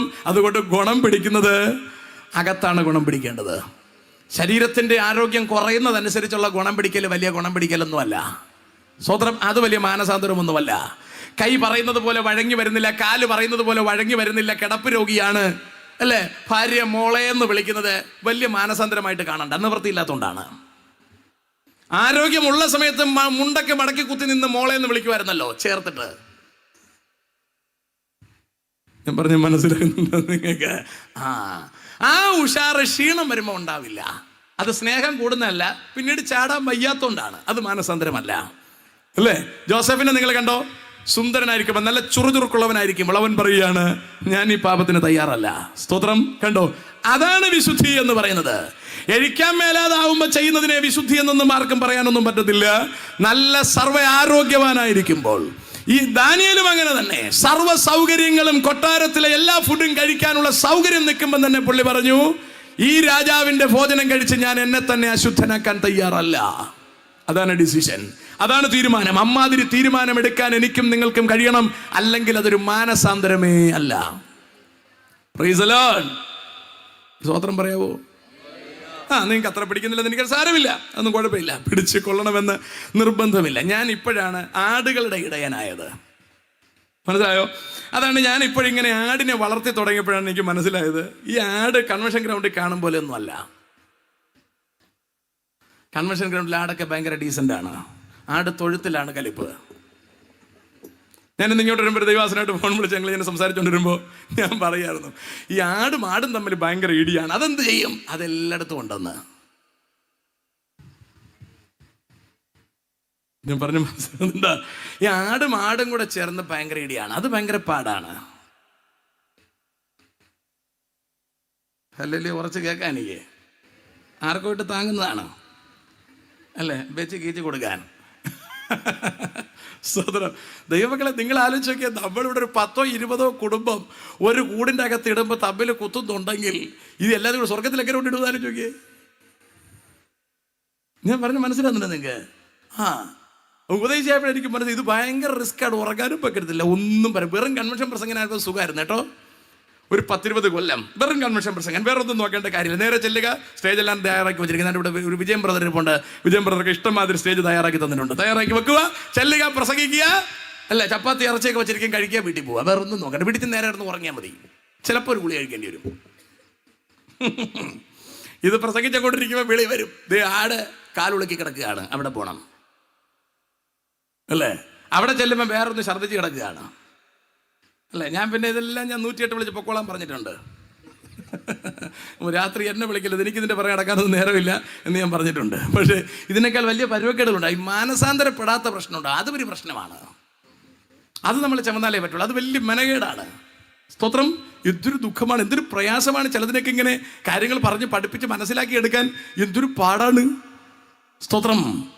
അപ്പോൾ ദൈവമക്കൾ സഭയിൽ പോകുന്നു എന്നൊന്നും പറഞ്ഞിട്ട് കാര്യമില്ല. കഴിഞ്ഞ 2-3 ആഴ്ചകൾക്ക് മുമ്പ് ഞങ്ങളുടെ ചർച്ചിൽ ഒരു അമ്മച്ചി വന്നു. അമ്മച്ചി അങ്ങനെ വന്ന് പെട്ടതാണ്. എന്ന് പറഞ്ഞാൽ അമ്മച്ചി ദൂരെ ഒരു ചർച്ചിൽ പോകുന്നതാണ്. അപ്പോൾ എൻ്റെ ചർച്ചിൻ്റെ അടുത്താണ് മൂപ്പച്ചേരി താമസിക്കുന്നത്. അപ്പോൾ അവർക്ക് ചർച്ചിലേക്ക് വരാനൊരു സൗകര്യം കിട്ടി. എന്ന് പറഞ്ഞാൽ അവർക്ക് വയ്യ. അപ്പോൾ എൻ്റെ അടുത്ത് പറഞ്ഞു, ദൂരെ എനിക്ക് പോകാൻ പറ്റത്തില്ല, ഞാൻ സുഖമാവുന്നതുവരെ പാസ്റ്റർ ചർച്ചിൽ വരാം. ഞാൻ പറഞ്ഞു ആയിക്കോട്ടെ. അങ്ങനെ ഞാൻ വണ്ടി വിട്ടു കൊടുത്തു, കൊണ്ടുവന്നു. അപ്പോൾ എന്നെ അടുത്ത അമ്മച്ചിയുടെ വീട്ടിൽ ചെല്ലണമെന്ന് പറഞ്ഞ് ഞാൻ ചെന്നപ്പോൾ അമ്മച്ചിക്ക് 7 മക്കളുണ്ട്. അമ്മച്ചിയുടെ ഹസ്ബൻഡ് പട്ടാളക്കാരനായിരുന്നു. അപ്പോൾ അങ്ങനെ അമ്മച്ചിക്ക് ഒരു 7 മക്കളൊക്കെ ഉണ്ട്. സന്തോഷമായിട്ട് ജീവിക്കുന്ന അമ്മച്ചിയാണ്. എല്ലാം ഒരു എന്താ പറയുക, ചെറിയ ചെറിയ പ്രതിസന്ധികളുണ്ട്. അപ്പോൾ അങ്ങനെ ഇരിക്കുമ്പോൾ അമ്മച്ചീൻ്റെ അടുത്ത് ഞാനിങ്ങനെ കാര്യങ്ങളൊക്കെ പറഞ്ഞു, ചർച്ചിലെ കാര്യങ്ങൾ, ആത്മീയ കാര്യങ്ങളൊക്കെ ഇങ്ങനെ സംസാരിച്ചു. അപ്പോൾ അമ്മച്ചിക്ക് ഒരു മോനുണ്ട്, മക്കൾ ഒരുപാടുണ്ട്. ഒരു മോന് പിന്നെ വീട്ടിൽ വരത്തില്ല, പുള്ളി ജോലി സ്ഥലത്താണ് താമസിക്കുന്നത്. അപ്പോൾ അമ്മച്ചീൻ്റെ അടുത്ത് പറഞ്ഞ് നല്ല ഡീസൻറ്റ് മോനെന്നാണ് പറഞ്ഞത്. പക്ഷേ കഴിഞ്ഞതിൻ്റെ തലയാഴ്ച ആ മോന് വീട്ടിൽ വന്നു. അപ്പോൾ അമ്മച്ചി എന്നെ കാണാൻ വിളിച്ചുകൊണ്ട് പോയി. അപ്പോൾ ആൾ ഉഷാറിട്ട് വെള്ളം അടിക്കുന്ന മോനാണ്. മനസ്സിലുണ്ടോ? അപ്പോൾ അമ്മച്ചി പിന്നീട് എൻ്റെ അടുത്ത് ദൂരെ കൂടെ പറഞ്ഞു, അവൻ ഇച്ചിരി ഇങ്ങനെ കുടിക്കും, തന്നെ ഇച്ചിരിച്ചേ കുടിക്കുള്ളൂ എന്ന് അമ്മച്ചി ഉദ്ദേശിച്ചേ. എല്ലാ അമ്മമാരും ഇങ്ങനെ തന്നെയാണ്, മക്കൾ കുടിച്ചാലും വെളി പറയത്തില്ല, അല്ലേ? കുറച്ച് നേരം കൂടി വർത്തമാനം പറഞ്ഞു വന്നപ്പോൾ അമ്മച്ചി പട്ടാളക്കാരൻ്റെ ഭാര്യയാണല്ലോ, പട്ടാളക്കാരൻ മരിച്ചുപോയല്ലോ. അപ്പോൾ എനിക്ക് മനസ്സിലായി അമ്മച്ചിക്ക് കൃത്യമായി റേഷൻ കാണാൻ സാധ്യതയുണ്ട്. അപ്പോൾ ഞാൻ അമ്മച്ചിയോട് ചോദിച്ചു, അമ്മച്ചി ഈ റേഷൻ എന്താണ് ചെയ്യുന്നത് എന്ന് പറഞ്ഞാൽ ഒരു 6 കുപ്പി കിട്ടും അമ്മച്ചിക്ക്. അപ്പോൾ ഞാൻ ചോദിച്ചു അതെന്താണ് ചെയ്യുന്നത്? അപ്പോൾ അമ്മച്ചി പറഞ്ഞു, മക്കളെ അത് ഞാൻ വാങ്ങിച്ച് കൊടുക്കും. ഞാൻ പറഞ്ഞിട്ടുണ്ടോ, 7 കൊല്ലം കൊണ്ട് പെന്തക്കോസ്ത് സഭയിലെ വിശ്വാസിയാണ് അമ്മച്ചി. ആ കുപ്പി മേടിച്ച് ഞാൻ കൊടുക്കുമെന്ന്, അല്ല, ഞാൻ ചോദിച്ചു, നിങ്ങൾ കാണിക്കുന്നത് വളരെ മോശം പരിപാടിയല്ലേ? കാരണം വീട്ടിലൊരു കുടിയനുള്ളപ്പോൾ നിങ്ങളിത് മേടിച്ച് വെളി കൊടുത്താൽ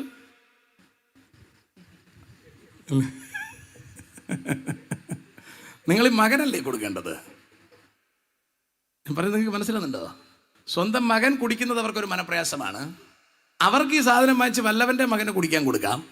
എന്നിട്ട് പെന്തക്കോസ് വിശ്വാസമായിട്ടിരിക്കുക. ഞാൻ പറഞ്ഞ അമ്മച്ചി അങ്ങോട്ട് വരണ്ട, നമ്മളെ ഏരിയയിലോട്ട് വരണ്ട. ഞാനിത് ഉദ്ദേശിക്കുന്നില്ല. ഈ ചാരായം വയ്ക്കുന്ന അമ്മച്ചിയും പച്ചക്കൂട്ടി ഞാനിങ്ങനെ അല്ലേ, സ്വർലോക നാടൻ്റെ നിത്യനാടാം പാടിയിട്ട് കാര്യം എന്തുവാ?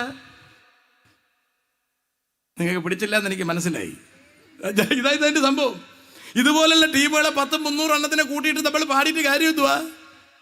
സ്വതന്ത്രം. അതുകൊണ്ട് ഗുണം പിടിക്കണം. നമ്മൾ അടിസ്ഥാനപരമായി ഗുണം പിടിക്കണം. കുറച്ച് കാശ് കയ്യിലുണ്ടായിട്ടൊന്നും കാര്യമില്ല. സ്വതന്ത്രം.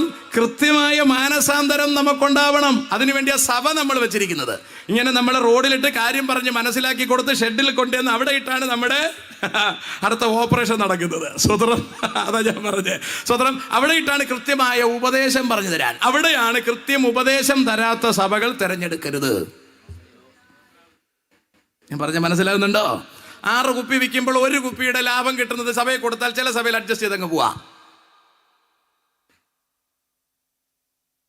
അപ്പൊ നിങ്ങൾക്ക് 5 കുപ്പിയുടെ പൈസയും കിട്ടും, 1 കുപ്പിയുടെ പൈസ പാസ്റ്റർക്കും കിട്ടും അല്ലേ? വലിയ തട്ടില്ലാതെ കൊണ്ടുപോകുന്ന പാസ്റ്റേഴ്സ് ഉണ്ട്. അങ്ങനെയുള്ള സഭ നിങ്ങൾ തിരഞ്ഞെടുക്കരുത്. കാരണം 100% ഗ്യാരണ്ടിയോടെ നരകത്തിലേ പോവുള്ളൂ. അതുകൊണ്ട് നിങ്ങൾ നിത്യരാജ്യത്തിൽ പോകാൻ ഉദ്ദേശിക്കുന്നുവെങ്കിൽ നിങ്ങളെ ഗുണം പിടിപ്പിക്കാനുള്ള ഉപദേശം കൃത്യമായി പറഞ്ഞു തരുന്ന ഉപദേശിയുടെ അടുക്കലേ പോകാവൂ. അവിടെ ചെന്ന് നിങ്ങൾ ദശാംശം കൊടുത്താൽ അത് നിങ്ങൾക്ക് നഷ്ടമല്ല. അവിടെ ചെന്ന് നിങ്ങൾ ഒരല്പം വില കൊടുത്താൽ നിങ്ങൾക്കത് നഷ്ടമല്ല. അല്ലാത്തടത്ത് ചെന്നിരുന്നാൽ നിങ്ങളുടെ ആയുസ് വേസ്റ്റ് ആണ്. ഞാൻ പറഞ്ഞതിന്റെ അർത്ഥം ഇത്രയും പിടികിട്ടി കാണും. അത്രയും തൽക്കാലം പിടികിട്ടിയാൽ മതി. Let's come back. അപ്പോൾ ദൈവം ഇസ്രായേലിനെ ഈജിപ്തിൽ നിന്ന് വീണ്ടെടുക്കാൻ ഒരു ആടിനെ യാഗമാക്കിയെങ്കിൽ ദൈവം എന്നെയും നിങ്ങളെയും പാപത്തിൽ നിന്ന് വീണ്ടെടുക്കാൻ തന്റെ ഏകജാതനെ ഭൂമിയിലേക്ക് പറഞ്ഞു വിട്ടു. അതാണ് എബ്രായർക്ക് എഴുതിയ ലേഖനം 2-ാം അധ്യായത്തിൽ സംസാരിച്ചിരിക്കുന്നത്. 9-ാം വാക്യം ഒന്നുകൂടെ വായിക്കാം. എങ്കിലും ദൈവകൃപയാൽ അത് പറയണമെങ്കിൽ ഒരു വാക്യം കയറ്റി വായിക്കണം. സ്വതന്ത്രം. കുഞ്ഞെ ഒരു കാര്യം ചെയ്യ്, 1-ാം വാക്യം തൊട്ടങ്ങ് വായിച്ചോ. അതുകൊണ്ട് നാം വല്ലപ്പോഴും ഒഴുകിപ്പോകാതിരിക്കുകയാണ്. നമ്മൾ സ്ഥിരമായിട്ട് ഒഴുകുന്നവരാ, മഴയില്ലെങ്കിലും ഒഴുകുന്നവരാ അല്ലേ? ചില വിശ്വാസി ഞായറാഴ്ച കാണത്തില്ല അല്ലേ? പിന്നെ വിളിച്ചു നോക്കുമ്പോഴാണ് അതെ നൂലുകെട്ടിന് പോയിരുന്നു. സ്വതന്ത്രം. ഇപ്പോഴാണ് ഞാൻ ഉപദേശിമാരുടെ ബുദ്ധിമുട്ട് മനസ്സിലാക്കിയത്. ഞാൻ പറഞ്ഞു കൊടുക്കും, പോയി നൂലുകെട്ടി ആ വഴിക്ക് കുളം പറയും. സ്വതന്ത്രം. പിന്നെ എനിക്ക് ഉപദേശിമാരെനിക്ക് പറഞ്ഞു തന്നു, അങ്ങനെയല്ല, അവരാദ്യമൊക്കെ അങ്ങനെ നൂല് കെട്ടാൻ പോവും, പിന്നീട് ശരിയാവും. എന്ന് ശരിയാവോ? ഇതുങ്ങളെല്ലാം ശരിയാവാൻ വേണ്ടി കർത്താവിന് വരാൻ പറ്റുമെന്ന് എനിക്ക് തോന്നുന്നില്ല. ഇസ്രായേലിലെ യുദ്ധത്തിൽ തീരുമാനമാവേണ്ട സമയവുമായി. പറഞ്ഞ കാര്യം ഗ്രഹിക്കുന്നുണ്ടോ? സകല സൈഡിലും, റഷ്യയുടെ സൈഡിലായാലും ഇസ്രായേലിന്റെ സൈഡിലായാലും അമേരിക്കയുടെ സൈഡിലായാലും ബൈബിളിൽ പറഞ്ഞിരിക്കുന്ന ഫൈനൽ യുദ്ധത്തിനുള്ള എല്ലാ കാര്യവും ഓക്കെ ആയിട്ട് നിൽക്കുകയാണ്. കാഹളം ധ്വനിച്ചാൽ മാത്രം മതി. സ്തോത്രം. ഇനി കർത്താവ് എത്ര ദിവസം വച്ച് താമസിപ്പിക്കുമെന്ന് എനിക്കറിയില്ല. നമ്മളെല്ലാം ഗുണം പിടിക്കാൻ വേണ്ടി കർത്താവ് വെയിറ്റ് ചെയ്താൽ കർത്താവിന് വരാൻ പറ്റുമെന്ന് എനിക്ക് തോന്നുന്നില്ല. ബൈബിളിൽ പറഞ്ഞിരിക്കുന്ന പ്രവചനം അനുസരിച്ച് എല്ലാ കാര്യങ്ങളും കൃത്യമായി നിറവേറി കഴിഞ്ഞിരിക്കുന്നു. സ്തോത്രം. 2023-നും 30-നും ഇടയിൽ ലോകം ഭരിക്കാനുള്ള ഏക ഭരണാധികാരി സിറിയയിൽ നിന്ന് വരുമെന്ന് ഇസ്ലാമിക ലോകം മുഴുവൻ റിപ്പോർട്ട് ചെയ്തുകൊണ്ടിരിക്കുകയാണ്. അൽ മഹദി എന്നൊരാൾ, അങ്ങനെ ഒരാൾ വരുമെങ്കിൽ അയാളാണ് ലോകം ഭരിക്കാനുള്ള എതിർ ക്രിസ്തു എന്ന് ബൈബിൾ പറയുന്ന വെളിപ്പാട് പുസ്തകം 6-ാം അധ്യായത്തിൽ വരുന്ന വെള്ളക്കുതിരപ്പുറത്ത് വരുന്ന ഏക ഭരണാധികാരി. അയാൾ വരുന്നു എങ്കിൽ ആ വെള്ളക്കുതിര വരുന്നതിന് മുമ്പ് തനിക്കായി കാത്തിരിക്കുന്ന തന്റെ മക്കളെ ചേർക്കാൻ കർത്താവ് കാഹളം ധ്വനിപ്പിക്കേണ്ടതായിട്ടുണ്ട്. അതിനുവേണ്ടി ഒരുങ്ങാത്തവരായി ആരെങ്കിലും ഇതിനകത്ത് വന്നിട്ടുണ്ടെങ്കിൽ പെന്തക്കോസ്തിൽ പോയെന്ന് പറഞ്ഞിട്ട് കാര്യമില്ല, സ്നാനപ്പെട്ടെന്ന് പറഞ്ഞിട്ട് കാര്യമില്ല. തിരുവചന പ്രകാരം വിശുദ്ധിയെ തികയ്ക്കേണ്ടത് അത്യാവശ്യം. അതുകൊണ്ട് അതിന് കൃത്യമായ ഉപദേശം പറഞ്ഞു തരുന്ന സഭയിൽ തന്നെ നമ്മൾ കൂടണം, നിർബന്ധമാണ്. ഞാൻ ചർച്ചിൽ 3 ദിവസത്തെ ബൈബിൾ ക്ലാസ് ആണ് വെച്ചിരിക്കുന്നത്. 3 ദിവസത്തെ ബൈബിൾ ക്ലാസ്. സ്വതന്ത്രം. Every week. കാരണം അങ്ങനെ ചെയ്താലേ പറ്റുള്ളൂ, എന്നാലും ഈ ജനത്തെ പഠിപ്പിച്ചെടുക്കാൻ ഒക്കത്തുള്ളൂ. ഉപവസിപ്പിച്ചില്ലേലും കുഴപ്പമൊന്നുമില്ല. ഉപവാസം എല്ലാ ആഴ്ചയും കൊണ്ടിരുന്ന താറാവ് മുട്ടയിട്ടില്ല, ആട് ഫുഡ് എടുക്കുന്നില്ല, പിന്നെ 85 വയസ്സായ അമ്മച്ചിയുടെ മുട്ടുവേദന, ഇതെവിടെ മാറാൻ? ഇതിനു വേണ്ടി ഉപവാസവും ഇരുന്ന് മെനക്കെട്ട് സമയം കളയരുത്. ജനത്തെ വചനം പഠിപ്പിക്കുക. താറാവ് മുട്ടയിട്ടില്ലെങ്കിൽ കറി വെക്കാൻ പറയണം. വചനം പഠിച്ചു കഴിഞ്ഞതിന് ശേഷം നമുക്ക് കറി കഴിക്കാം. അപ്പൊ ആ പ്രാർത്ഥന അവിടെ വെച്ച് നമുക്ക് അവസാനിപ്പിക്കാമല്ലോ, അല്ലേ? ഇത് സ്ഥിരം ഈ സാധനങ്ങൾ എന്നെ വെച്ച് പ്രാർത്ഥിച്ചുകൊണ്ടിരിക്കുകയാണ്, അല്ലേ? സ്തോത്രം. അതുകൊണ്ട് അത് മതിയാക്കിയിട്ട് ജനത്തെ വചനം പഠിപ്പിക്കണം. ജനം വചനം ഗ്രഹിക്കണം. ജനത്തിന്റെ ഹൃദയത്തിനകത്ത് വചനം ഇറങ്ങണം. പുത്തൻ തലമുറ വചനം പഠിക്കാതെ പുറത്തു വന്നാൽ സോഷ്യൽ മീഡിയയുടെ മുമ്പിൽ അവർക്ക് പിടിച്ചു നിൽക്കാൻ കഴിയില്ല. സ്തോത്രം. ഞാനിപ്പോൾ ഇങ്ങനെ യുദ്ധം ചെയ്തുകൊണ്ട് നിൽക്കുന്നുണ്ട്. എനിക്കറിയാം ഞാൻ ഞെട്ടിയാണ് നിൽക്കുന്നത്. കാരണം ഇന്നും എന്നെ ഒരു സഹോദരൻ വിളിച്ചിട്ട് ചോദിച്ചു, പാസ്റ്ററെ, വചനം കൃത്യമായിട്ട് അറിയാന്നുള്ള ഒരുപാട് ദൈവദാസന്മാർ നമുക്കില്ല, എന്താ ഇവരാരും പുറത്തിറങ്ങാത്തത്? പുറത്തിറങ്ങത്തില്ല, ഇവർക്ക് അടികൊള്ളുന്ന പേടിയാണ്. സ്തോത്രം. ഇവർക്ക് പേടിയാണ്. TPM-നെതിരെ ഞാൻ സംസാരിച്ചു തുടങ്ങിയപ്പോൾ എന്നെ അവരെല്ലാവരും വിളിച്ചു പറഞ്ഞു, ദൈവത്തിന്റെ ന്യായവിധി ഉണ്ടാകും, നിങ്ങൾ ചത്തുപോകും. ഞാൻ പറഞ്ഞു, ഞാൻ റെഡിയാണ് ചാവാൻ. സ്തോത്രം. അപ്പനെയും അമ്മയും ഭാര്യയും മക്കളെയും വിട്ടാണ് അവർ വന്നെങ്കിൽ ഞാനിതൊന്നും വിട്ടിട്ടില്ല, എനിക്ക് വീട്ടിലുണ്ട്. സ്തോത്രം. ഇവിടെ നിന്ന് പ്രസംഗിച്ചിട്ട് എനിക്ക് വീട്ടിൽ ചെന്നേ തീരുമെന്ന് എനിക്ക് നിർബന്ധമൊന്നുമില്ല. എനിക്ക് എൻ്റെ ഭാര്യ ഒന്നുകൂടി കാണണമെന്നോ, മക്കളെ ഒന്നുകൂടി കാണണമെന്നോ, മാതാപിതാക്കളെ ഒന്നുകൂടി കണ്ടുകൊള്ളണമെന്നോ, ആരെയും ഒന്നുകൂടി കണ്ടുകൊള്ളണമെന്ന് എനിക്ക് നിർബന്ധമില്ല. ഇവിടെ മരിച്ചു വീഴണമെന്ന് എന്താ കർത്താവിന്റെ ഹിതമുണ്ടെങ്കിൽ I am ready for that. സ്തോത്രം. ഒരു കുഴപ്പമില്ല. സ്തോത്രം. ഞാനിത് നിറഞ്ഞ മനസ്സോടു കൂടി തന്നെയാണ് പറയുന്നത്. അതിലൊട്ടും കുറച്ച് വെച്ചിട്ടല്ല ഞാൻ ഈ പറയുന്നത്. സ്തോത്രം. എനിക്ക് ആരോടും സ്നേഹക്കുറവുള്ളത് കൊണ്ടല്ല പറയുന്നത്. എല്ലാവരോടും എനിക്ക് സ്നേഹമുണ്ട്. പക്ഷേ നിർബന്ധമായും എനിക്ക് അവരെ പോയി ഒന്നുകൂടി കണ്ട് യാത്ര ചോദിച്ചിട്ട് നോ. എല്ലാവരോടും യാത്രയൊക്കെ പറഞ്ഞിട്ട് തന്നെയാണ് വന്നത്, പ്രാർത്ഥിച്ചിട്ട് തന്നെയാണ് ഞാൻ വന്നത്. No problem. ആരോടും എനിക്ക് യാതൊരു ബാധ്യതയുമില്ല. ഞാൻ പറഞ്ഞു വരുന്നതിന്റെ സാരം, നമ്മുടെ കർത്താവ് വരാൻ സമയമെടുത്തിരിക്കുന്നു. തിരുവചന പ്രകാരം നമ്മൾ നമ്മുടെ വേരുകൾ ചെത്തി റെഡിയാക്കി അക്കരയ്ക്ക് യാത്രയ്ക്ക് നമ്മൾ തയ്യാറായി നിൽക്കണം. ഏത് നിമിഷവും നമ്മുടെ കർത്താവ് വരാനുള്ള സാധ്യതയുണ്ട്. സ്ഥിരമായി പള്ളിയിൽ പോകുന്നതിലല്ല കാര്യം. സ്തോത്രം. സ്ഥിരമായി സ്തോത്രക്കാഴ്ച കൊടുക്കുന്നതിലല്ല കാര്യം. ഉപവാസം വെക്കുന്നതിലല്ല കാര്യം. വചനപ്രകാരം നമ്മുടെ വിശുദ്ധി പൂർത്തീകരണത്തിലേക്ക് എത്തുന്നു എന്ന് നമ്മൾ ഉറപ്പുവരുത്തണം. അതാണ് പ്രധാനം. സ്തോത്രം. ഞാൻ വളരെ വേഗം മുമ്പിലേക്ക് പോകട്ടെ. അവളോട് പറയണ്ടോ, വല്ലപ്പോഴും ഒഴുകി പോകാതിരിക്കേണ്ടതിന് കേട്ടത് ശ്രദ്ധയോടെ കരുതണം. വായിക്കേ. ദൂതന്മാർ മുഖാന്തരം, കേട്ടോണേ, നമ്മുടെ രക്ഷയുടെ ക്വാളിറ്റി പറയാണ്. ദൂതന്മാർ മുഖാന്തരം അരുളി ചെയ്ത വചനം സ്ഥിരമായിരിക്കുകയും, അതൊരിക്കലും മാറുന്നതല്ല, സ്ഥിരമായിരിക്കുകയും, ഓരോരോ ലംഘനത്തിനും അനുസരണക്കേടിനും ന്യായമായ പ്രതിഫലം പ്രാപിക്കുകയും ചെയ്തു എങ്കിൽ, കണ്ടോ, ന്യായമായ പ്രതിഫലം. ഉൽപ്പത്തി മുതൽ കയ്യിൻ തൊട്ട് നിങ്ങൾ നോക്കൂ. കയ്യിൻ തൊട്ട് ഇങ്ങറ്റം വരെ വെളിപ്പാട് പുസ്തകത്തിൽ പിശാചിന്റെ ന്യായവിധി വരെ പറയുന്ന സകലയിടങ്ങളിലും ഓരോരോ ലംഘനത്തിനും കൃത്യമായ ന്യായവിധി ദൈവം കൊടുത്തു എങ്കിൽ എന്നെ നിങ്ങളെ കർത്താവ് അഴിച്ചുവിടുമെന്നാണ് നിങ്ങൾ വിചാരിക്കുന്നത്? സ്തോത്രം. 2 പത്രോസ് 2-ാം ലേഖനത്തിൽ പറയുന്നത്, സ്തോത്രം, എന്താ തങ്ങളുടെ ഒന്ന് വായിക്കാവോ? 2 പത്രോസ് 2-ാം അധ്യായം 3-ാം വാക്യം വായിക്കേ. 2 Peter chapter 2 verse 2. 3. അവർ ദിവ്യാഗ്രഹത്തിൽ കൗശലവാക്ക് പറഞ്ഞു നിങ്ങളെ വാണിഫം ആക്കും. പാപം ചെയ്ത ദൂതന്മാരെ ദൈവം ആദരിക്കാതെ, തമിഴിൽ തപ്പവിടാമൽ, അന്ധതമസിന്റെ ചങ്ങലയിട്ട് നരകത്തിലാക്കി ന്യായവിധിക്കായി കാപ്പാൻ ഏൽപ്പിക്കുകയും. കണ്ടോ, ദൂതന്മാരെ വരെ കെട്ടിയിട്ടിരിക്കുക കർത്താവ് ഭൂമിക്ക് കീഴേ. അടുത്ത വാക്യം, പുരാതന ലോകത്തെയും ആദരിക്കാതെ. കണ്ടോ, പാപം ചെയ്ത ദൂതനെയോ പുരാതന ലോകത്തെയോ ദൈവം ആദരിക്കാതെ തക്ക ന്യായവിധിക്ക് അവർക്ക് കൊടുക്കുകയും അവരെ കെട്ടിയിടുകയും ചെയ്തു എങ്കിൽ എന്നെയും നിങ്ങളെയും കർത്താവ് ന്യായം വിധിക്കാതെ വിടുമെന്നാണോ നിങ്ങൾ കരുതുന്നത്? ഈ ദേശത്തിലുള്ള സകല നിവാസികളെയും കർത്താവ് ന്യായം വിധിക്കും. ദൈവം മനുഷ്യനായി സൃഷ്ടിച്ചിട്ടുള്ള സകലരെയും ന്യായം വിധിക്കും. ഒരിക്കൽ മരിക്കുകയും പിന്നെ ന്യായവിധിയും ദൈവം നിയമിച്ചു വച്ചിരിക്കുന്നു.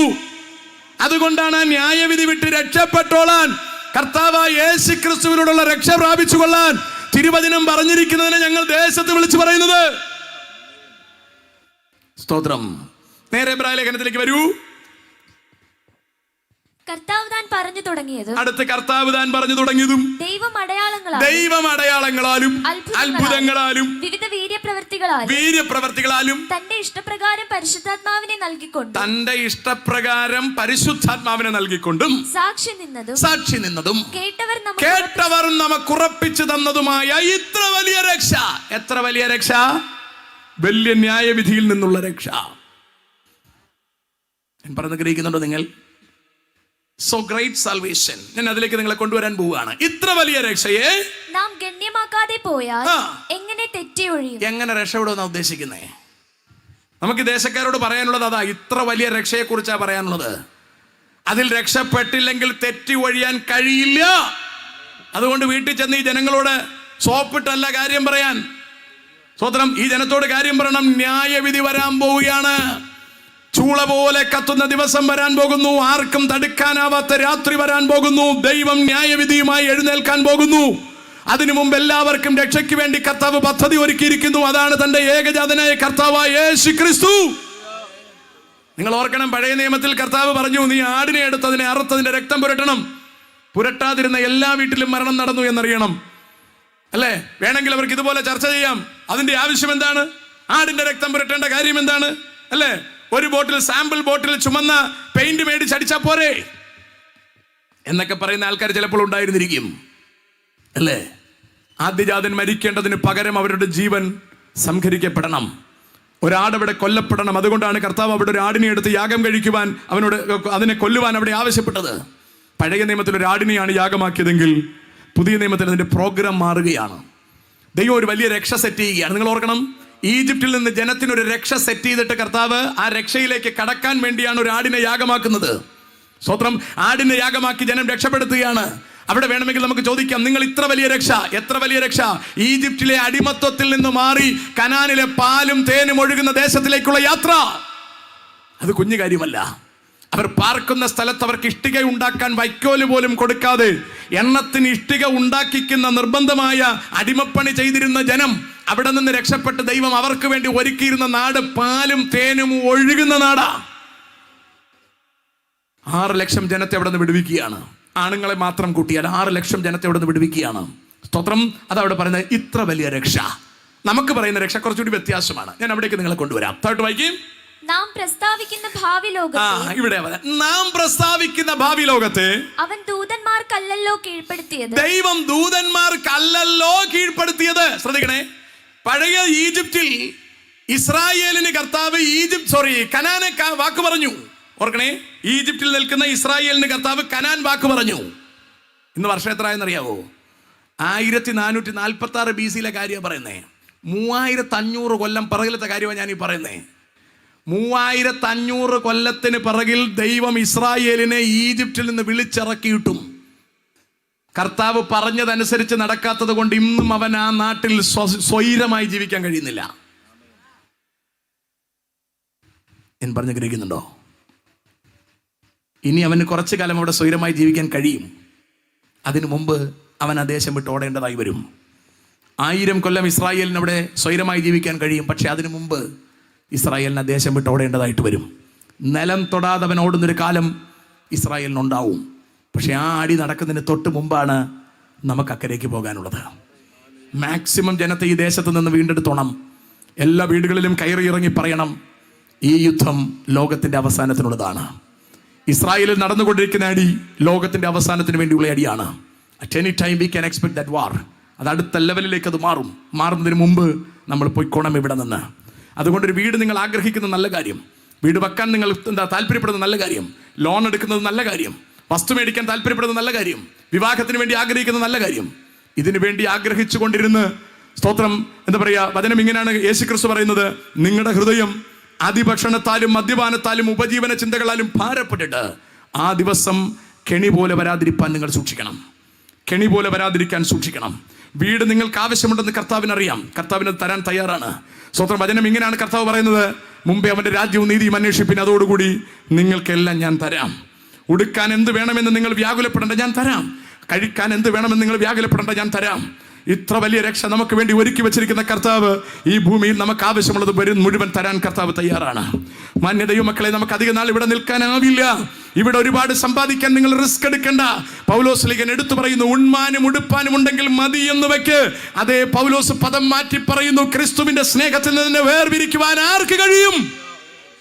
നഗ്നതയ്ക്കോ പട്ടിണിക്കോ ആപത്തിനോ വാളിനോ, nothing can separate me from the love of Christ. എന്നെ ക്രിസ്തുവിൽ നിന്ന് വേർപെടുത്താൻ മറ്റൊന്നിനും കഴിയില്ല. അമ്മാതിരി ഒരു മൈൻഡ് സെറ്റ് ഉണ്ടെങ്കിൽ എനിക്ക് നിങ്ങൾക്ക് ലോകത്തെ ജയിക്കാൻ കഴിയത്തുള്ളൂ. ഞാൻ പറഞ്ഞ് മനസ്സിലാകുന്നത് നിങ്ങൾക്ക് അമ്മാതിരി ഒരു മൈൻഡ് സെറ്റ് നമുക്കുണ്ടാവണം. ആഹാരം നമുക്ക് തരാൻ ദൈവം ശക്തൻ തന്നെയാണ്. നമ്മൾ ടെൻഷൻ പിടിക്കേണ്ട ആവശ്യമില്ല. ആഹാരം ഇല്ലേലും വേണ്ടില്ല, സ്വന്തം വസ്ത്രം നഷ്ടപ്പെട്ടാലും വേണ്ടില്ല, നിത്യജീവൻ നമുക്ക് നഷ്ടമായി പോകരുത്. അതത്ര വലിയ രക്ഷയാണ്. അത് അവിടെ പറഞ്ഞ ഇത്ര വലിയ രക്ഷയെ ഗണ്യമാക്കാതെ പോയാൽ എങ്ങനെ തെറ്റുവഴിയും?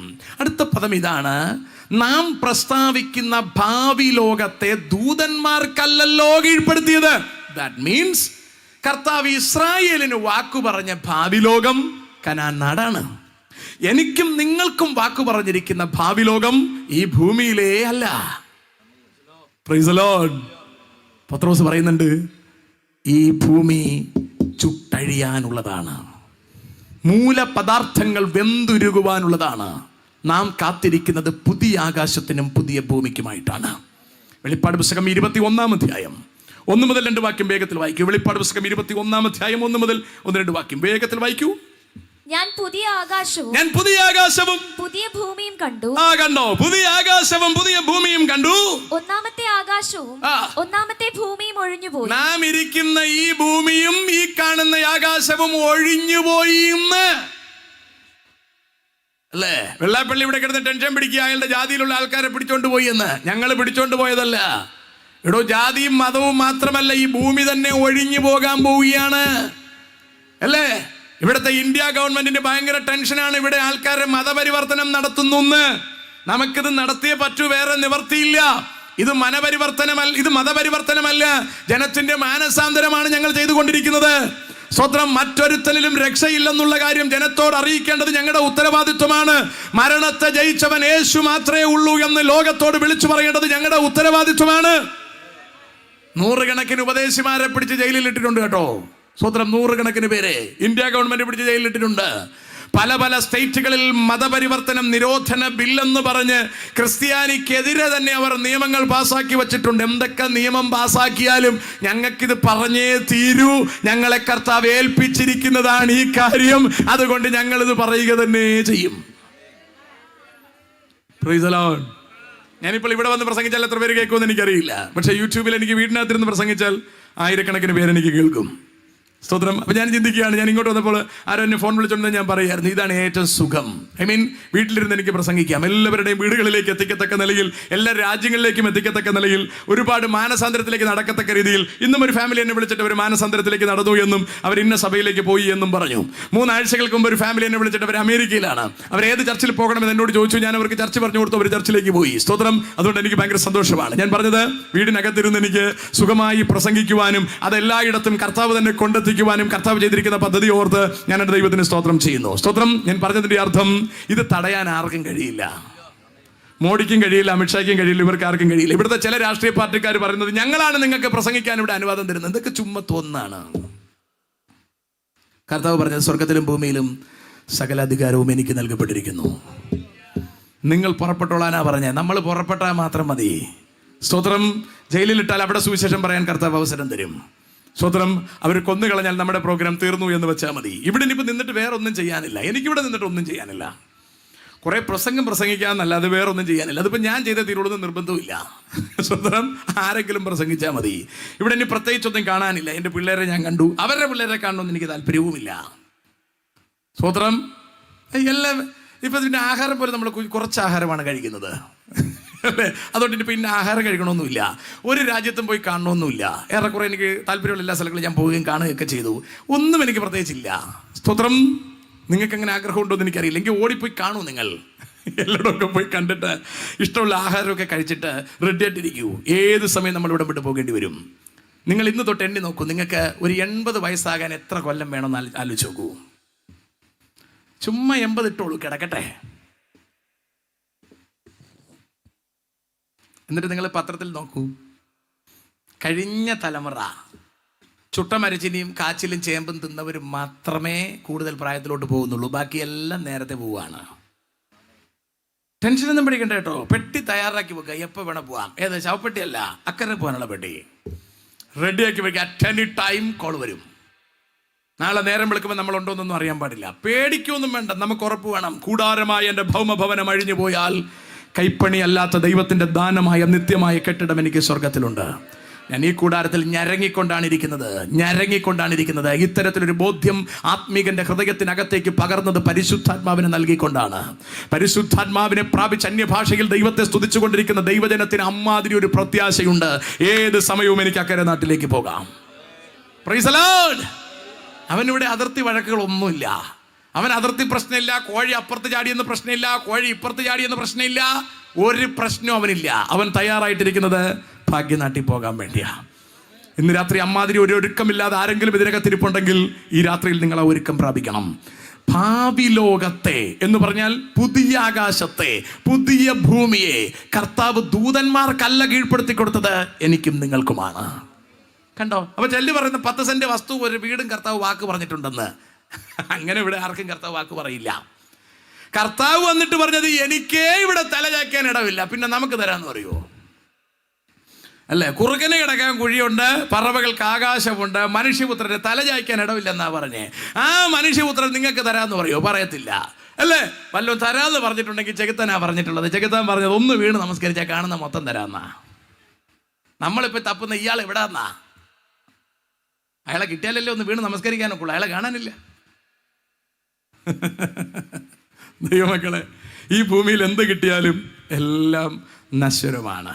എന്ത് കിട്ടിയാലും നശ്വരമാണ്. ആരോഗ്യം അത് നശ്വരമാണ്. 20 കൊല്ലങ്ങൾക്ക് മുമ്പുള്ള എൻ്റെ കല്യാണ ഫോട്ടോ എടുത്ത് നോക്കിയാൽ ഞെട്ടിപ്പോവും ഞാൻ. ഞാൻ പറഞ്ഞ മനസ്സിലായോ?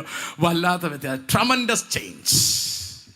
അന്ന് എൻ്റെ കല്യാണത്തിന് ഓടി നടന്ന കാര്യങ്ങളെല്ലാം ചെയ്തുകൊണ്ടിരുന്ന എൻ്റെ അങ്കിള് വളരെ ക്ഷീണിതനാണ്. എൻ്റെ കൈ പിടിച്ചാണ് ഇപ്പം നടക്കുന്നത്. വീടിനകത്തുകൂടി പോലും എന്താ പറയുക, ഇത് വെച്ചാണ് നടക്കുന്നത്. ഞാൻ പറഞ്ഞ് മനസ്സിലാവുന്നുണ്ട് നിങ്ങൾക്ക്? അന്ന് ഓടി നടന്ന ആളാണ്. അതിനും 20 കൊല്ലങ്ങൾക്ക് മുമ്പ് ഇന്ത്യ ചൈന യുദ്ധത്തിന് വേണ്ടി പോയ മനുഷ്യനാണ്. ഇപ്പോൾ ഒരു യുദ്ധവുമില്ല. വീട്ടിലിരുന്ന് ഭാര്യയും ഭർത്താവും യുദ്ധമാണ്.